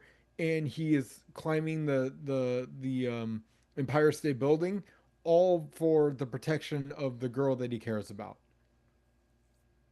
It's our nature to root for the one that wants to do right and be accepted. I think at that point you've turned this into one thing. I've turned it into a better movie. It's what I've You've done. turned it into Beauty and the Beast. What the fuck is wrong with that then? There's nothing wrong with it other than it's already been done. You're describing a movie that's already been made and redone. Like King Kong in the remake with Jack Black. Jack Black. He even makes that reference, and I think it's from the original as well. It's like truly was beauty that killed the beast. Beauty that killed the beast. Like right. it's that's all it is. Like you've turned Lilo and Stitch into Beauty and the Beast, and it's not entertaining enough. Like that's how so though? If it's more about him finding out what family. But why don't we want to connect to Lilo and Stitch? Wait. We're not connecting to Lilo in this. Like we have no connection to her other than the fact that like she's just a sweet girl with a perfect life. Yeah, That's what boring. happens when a little tiny blue alien comes into the play. Sorry, sit back. The fact that her life is already going through so much and she's trying to find hope in this guy, that is what gives her this reason for accepting him into the Ohana. You can be a terror and create all this chaos. I know it's in your nature, but it doesn't matter. I'm going to love you anyway because I've accepted you as my family. And it's why when she says, if you want to leave, it's okay. I'll never forget you, but it's your choice. Like I love you. You're always part of this family. But even towards the end of the movie, the spotlight is on Stitch. It's not on Leo. Are you saying Leo? I'm sorry, Lilo. I'm sorry. I said Leo that time. Yes. The spotlight is on Stitch. It's not on Lilo. Entirely. It's like I believe it was he's like in the little dude's in handcuffs and he's like, do I have to go? Yes, you have to go. Can I at least say goodbye? I mean, it is all on him. And then him realizing that he found his family. He wants to stay with his family. Mm-hmm. I mean, essentially you've got E.T. going on at this point. To a degree you do. It is a family that is going, it is a broken family. And that is what makes her, that's what makes Ohana so important. Okay. That is what explains why it is such a big deal that Ohana means family and family means nobody gets left behind or forgotten. Because I feel like they are going through all of this. They are going through all of this turmoil, all of this pain, this fight just to stay together. They've already lost their parents and they're going through everything personally. They're fighting with each other and they've got this agency that's now saying they're going to take you away from me. Like there's so much happening, but Ohana is what's important. That's what it boils down to is like we have to look out for each other. We have to remember that love and family is what's so important. And that's what they're teaching Stitch. They're not turning him into a good guy. They're explaining to him why love is important, why doing good is important. Again, you realize as you're saying this, your argument is catering towards Stitch. Because he's the one who has to learn something. He's the one who has to change. Stitch is he's your movie. He is your guy. So I think I've done a very good job of expressing why the CPS storyline is just irrelevant and not needed. Can you provide a counterpoint, or even Jen, can you provide a counterpoint to why the CPS storyline does work? Because I feel like this is hands down my biggest flaw of the movie right now. I think Matt explained it. You're not hearing it. Like without that, so yes, Stitch is important, right? But you can't just have care for only one person when they made Lilo such a main character. Also, we need some type of emotional attachment with Lilo, and so having that scarce, like, of the CPS, that helps us care for Lilo and her sister and for their family unit. Without that, we don't really care. In a sec. Go ahead, Brian. I'm gonna ask a question. I'm gonna even use a Disney reference for this one too, to really keep it as close knit as we can. You cannot care for one person, a estranged alien, if you will. We agree? That we can't care. No, no, you're saying like you cannot care for just one person. That's No, what the word. that's not what No, we're no. saying. Not without an emotional attachment. Okay. Like, oftentimes misery loves company, right? So if we were to see this story of Lilo and her sister, Mhm. where they have no threat, they have nothing to worry about in their life, why do we even care? And I get what you're saying, like Stitch, it's all about Stitch. Stitch. I get it. You know I what it get is? that. The more we talk about this, this is the correlation that I'm starting to realize. Matt, you brought up Beauty and the Beast. It's Okay. not Beauty and the Beast. It's Tarzan. Tarzan. How so? What? How so? Tarzan was the foreigner, but it was more of like a foreign entity was brought in his environment. Yet again, you side with the humans, Jane and well, Clayton and I forgot who. I think you're seeing the wrong message. Like it's not he's Stitch isn't a foreign person. It's not a stranger in a strange land situation. It's I'm a monster turning into a good person. But he's also in a foreign environment. That's just a detail, though. But that's not part of it. It's the fact that's what makes him strange. That's what makes him so grotesque. That's what makes him a monster. Is that he's from something else, somewhere Right. else. But his journey is like what Stitch is learning is evil, I get it. bad. He was genetically born to be destructive. Yes. Like I understand that. But that's the Beauty and the Beast thing. Lilo is Belle turning the Beast into a better version of himself. Which I also understand, but that's again, all. That's what Stitch's journey is from start to finish. You can argue Jane is also turning Tarzan into. She's just teaching him English. Well, she's trying to commute. She's trying to commute with him and understand. Commute with him? Communicate. Yeah, no, not commute. Sorry. Communicate. Communicate. She's trying. Where are they going? There's it swinging on vines, you know. I don't know. I really want to just die on this hill.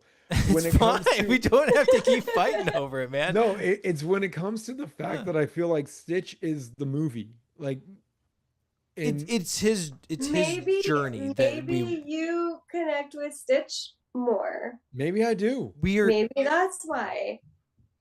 We're introduced to Stitch first thing. He's the character that we are immediately introduced to as protagonist of this story and what his problem is. And then it's his journey that is ultimately at the conclusion of I've found my family, I've changed who I was, I'm a better person now, and I'm not a problem. I want to do good. Yeah. And so like it is his journey that we're seeing from start to end. Like he is the focus in that sense. But his story is in tandem to Lilo's. That's what all of their parallels are. That's why when we are introduced to Lilo at the beginning, it's that representation of like they're the yin and the yang. They complete each other and they are that balance. Well, Lilo has that chaos like him. She attacks, she bites, she is full of emotion and aggression, and she is quick and crazy. Like she has those qualities of suicidal. Stitch. She's nuts, but she also has a lot to die. Exactly. But she also has a lot of love, and she has a lot of empathy for a lot of people, and she cares. And she doesn't know how to express all of her feelings. But she's trying to understand those, and through that, because she's on this journey of grief after losing her parents and finding how to survive and be, I don't want to say normal, but find her new normal. Mm-hmm. That is where Stitch is, along with, he's learning those same lessons. He's learning from her as she's teaching, like all of that stuff when, doing Elvis and like being a model citizen. That is her healing and him understanding that there's more to life than destruction. So he doesn't learn his lessons if she's not learning hers. I can understand that. All right. I'm glad we've reached an understanding of something, and like it's not about right or wrong, Brian. That's all that matters. No, It's never okay. It never is with me. Like if someone says a great point, I'm like, oh, I'll accept that. It's I think it's the CPS thing that just bothers me the most. okay. You're saying CPS. What does it mean? Child Protective Service. Thank you. Okay, sorry. I was not making that connection. You kept saying it, and I was like, Yeah. thank you. Child Protective Services, yes. I'm just like, do we need to go to this extent? Like, and my sis might have hit it. Maybe I'm just pulling for the little blue dude, Oh. Could be. All right. Do any other... Want to keep going? We're ready to switch scenes or something. No, No, let's keep going. I'm just kidding. Love it, Jen.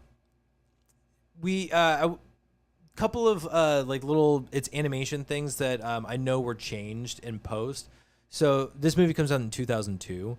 There's a couple of little scenes where, like, when you look at it, it seems a bit off. It's a little bit odd to some degree. But they had to change animation because of after the 9/11 attacks.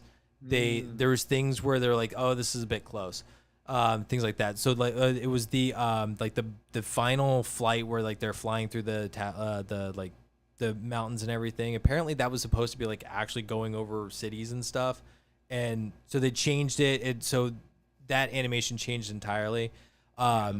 And the other one is when Lilo is hiding from Nani, and like she's behind a pizza box. in the oven. Originally, it was a washing machine, or it was either a washing machine or a dryer. I can't remember. But originally it was a dryer. But they changed that because I believe it was because they were afraid that kids were gonna think that like it was a good idea to hide in a dryer and like tragedy happened. So they changed the animation. Oven? Huh? So they chose an oven? No, it's if you look at it, it's like a side table where there's an opening underneath, but was the door that looked of like an oven to me. It's just a pizza box. When she opens it, it's you can see it's just a pizza box that's like under a side table. That's actually a very smart move on their behalf then. And I was looking at him like it kind of works too, but it's like it's also weird when you see just like a pizza box up, but that's also somebody like that's something like a kid would do. It's like try and hide under something and like hide like I'm behind a pizza box. I'll have no clue. Like, definitely something a kid would try. So I think it's weird when you see like there's just like one machine and then like this thing, but I don't think it matters that much, and it's probably a good call overall. And the change works, like we said. Do you have any other scenes or anything you guys want to get into? Said that. One head scratcher that I wrote down. Yeah. Give Stitch coffee. Oh, terrible idea. Like, Terrible idea. A what are we doing? baby bottle with coffee. I was like, why? And you thought this was a dog. Yeah.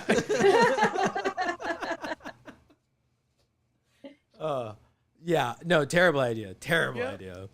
I You got forgot this- about that, but yeah, that's You got really- this crack fiend little blue thing, but yeah, let's see what happens when we give her this.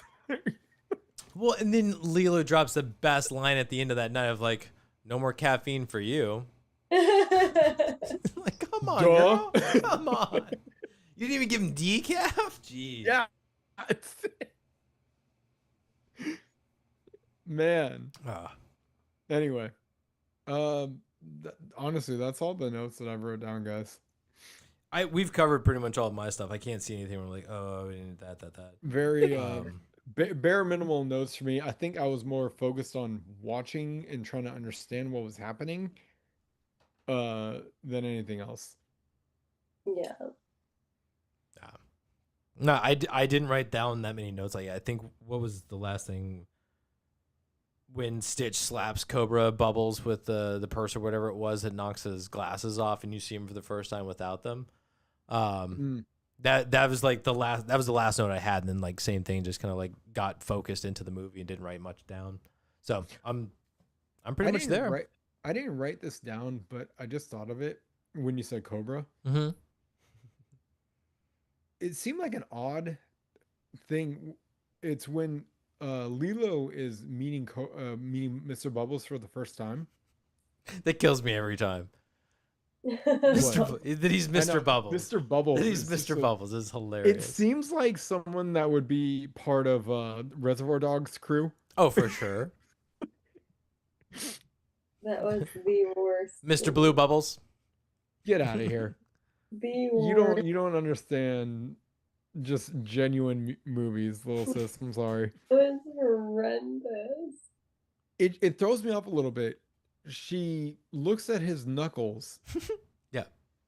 Your Your knuckles say But Cobra. your knuckles say, is it knuckles? Yeah. Your knuckles say Cobra. Your knuckles say Cobra, and then he folds them up like you weren't supposed to see that. What's the issue there? Like, is there? Well, he's CIA. He's just paranoid. Okay, Well, yeah, I'll buy that. I'll buy that. okay. So we can dive into Cobra real fast. Sure. This guy is ex-CIA. Like, he actually is with Child Protective Services. And That's not CIA. Is not Child Protective. no, he's Service. retired from the CIA. He works for Child Protective Services. Got it. Okay. So he really is there with Also, Child. how bad did your life turn to go from Central Intelligence Agency to I care about kids? I think he probably got tired of having to convince aliens that mosquitoes are an endangered species. So please leave us alone so that we can continue to be bitten by them and they repopulate because they are Oh my god. like. I wouldn't want to deal with that on a regular basis. So yeah, I'd retire from the CIA. And I'm sorry, Mr. Bubbles seemed very MIB to me. With the glasses and everything. Yeah, I'm like, okay, I see where you're pulling here, guys. I did like the whole like Jay. your knuckles say Cobra thing, and like because he like crunches almost like he's showing it off, but I don't know why it's a little odd to me that like because that is always like such a good way to read like a knuckle tattoo, just like the 4, like you're Yeah. just down to 4. So like that 5th one being like over here, like it's just it seems like such a like a weird way to go, but Cobra. yeah, you know what I mean? Like it's just, so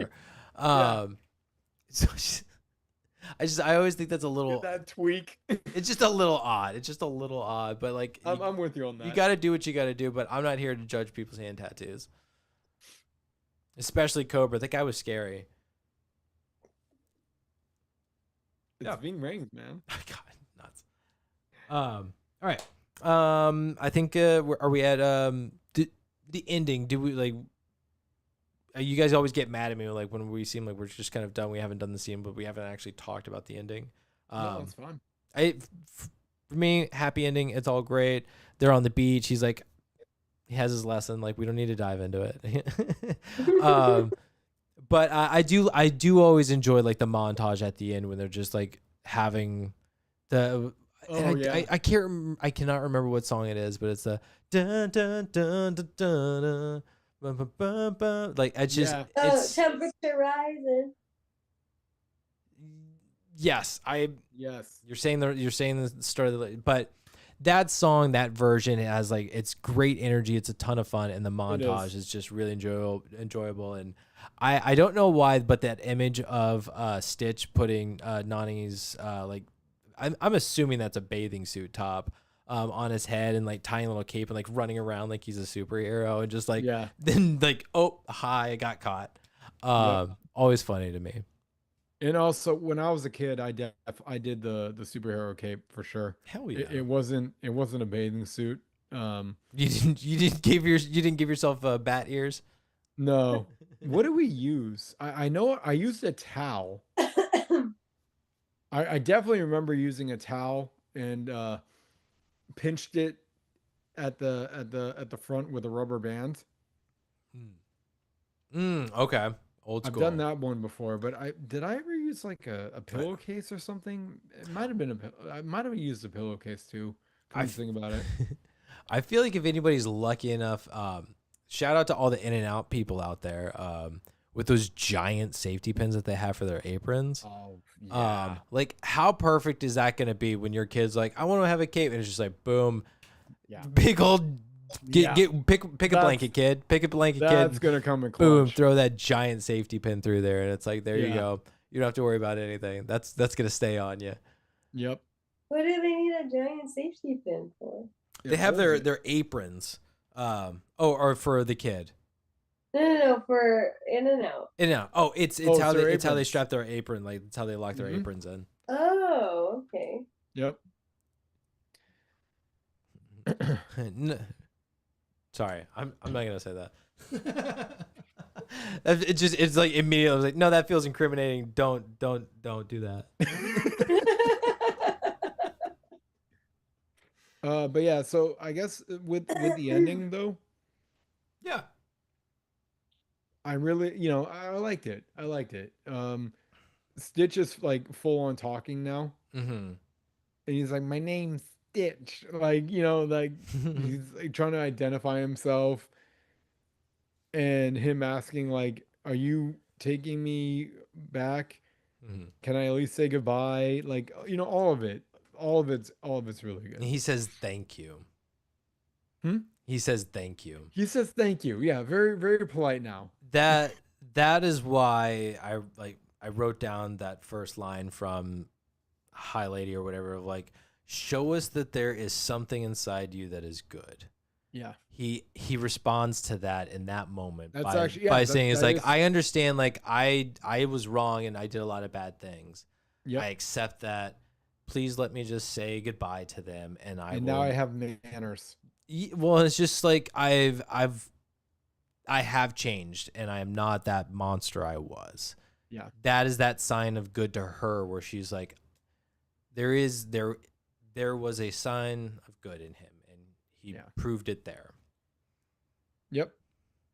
And I do like the going through the whole like, he is mine, I own him, and if you take him, that is stealing. And she's like, you know what? Well, we're not gonna break the law. That is just, we won't do that. I love the power of $2, man. Oh my God. When the whole $2 of like, I want to pay. I borrow $2. That was so funny.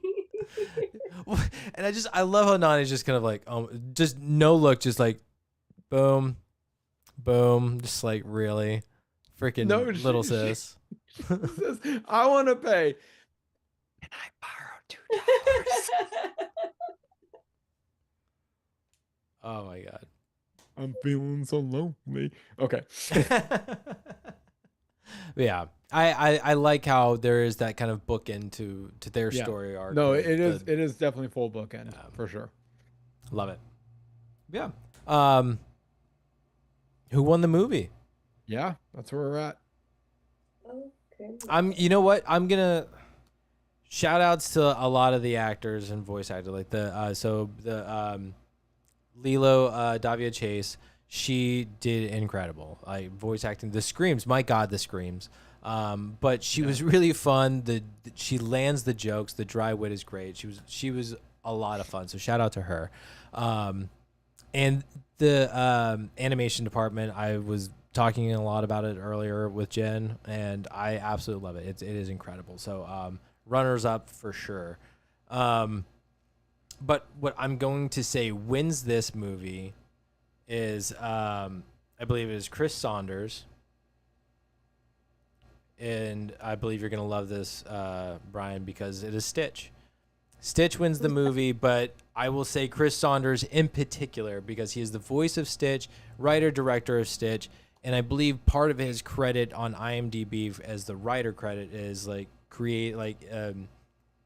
based on an idea. So like it sparked from something that he came up with, and I imagine it is Stitch. So he is the spark that has made this movie what it is. All right. I'm going to give my honorable mention to the voice of Lilo, Davy Devani. What is it? The Ring. Dave Chase. Samara. Dave Chase.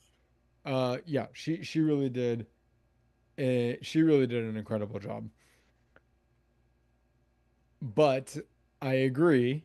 The winner of this movie, the one who I have defended more than I realized I was going to defend, to be honest, You defended. is Stitch. That's your movie. I keep saying it. Stitch is the movie. He's the one that people root for. He's the one that the little dude, like, oh my God. When I saw him just resonating with the ugly duckling, I'm like, Stitch, my guy right here. Like, we're gonna find you your Ohana. Like, it was like that scene in particular was when you just really just start to root for the little blue dude. All right. He's got 4 arms and then he makes it 2. Like, he's got powers. And all he wants to do is just figure out who he is, and he's having a little identity crisis. It's okay, and we're here for it. We are here for Stitch, so I'm here for it. Did we get the exact story I'd hoped for? No, we did not, which is why I gave it a 3.2, and I do not disagree with it or even regret it. I don't. I feel like the story could have been better. Based off of everything we've talked about, all we hashed out, the story definitely could have been better because I just don't think Stitch was focused on enough. And if someone was like, "Hey, wait a minute, let's just focus more on Stitch," maybe a little workshop, maybe a little of brainstorming would have given us a better Lilo and Stitch. It's what it is. But Stitch wins. Okay. Well, my winner is Ohana. Absolutely, Jen. Because It means really family, and it we're a does. family. That's really the only thing I can take from this movie.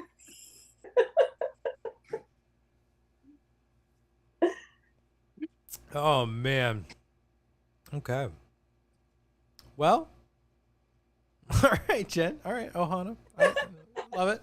Okay. Well, that is a wrap on Lilo and Stitch. What an interesting conversation it has been. I have enjoyed it thoroughly.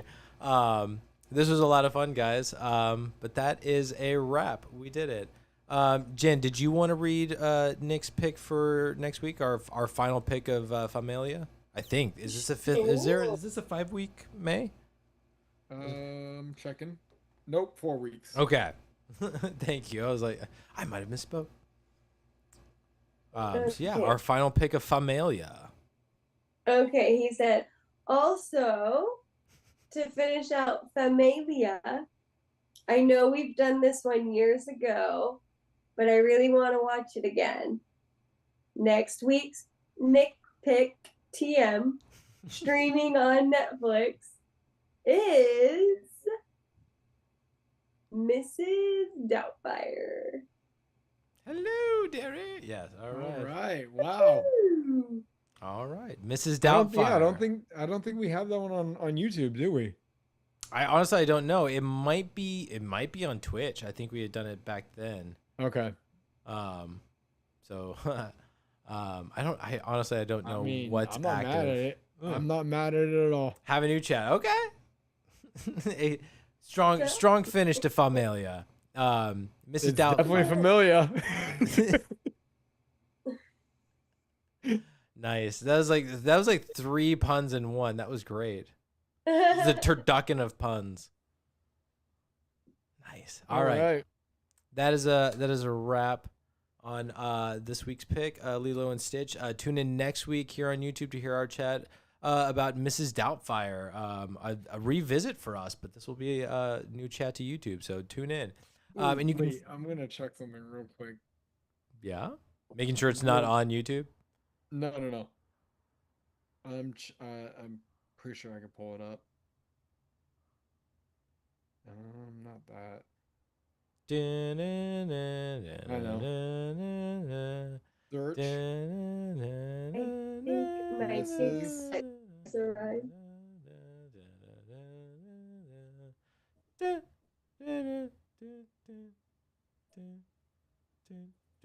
is 30 seconds is up. I don't know if that was close. I hope I'd be really curious if we were to time that how close I was to the Jeopardy thing. That felt pretty on point. I haven't watched Jeopardy in What is forever. it, 30 seconds, right? I think it's 30 seconds. 30 seconds of the clock. Weirdly enough, I feel like I missed a verse. Wait. I don't know music. We have no idea what you're looking for.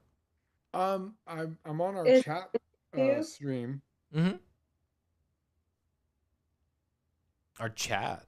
You're in the WhatsApp? Yeah, no, WhatsApp. Yeah.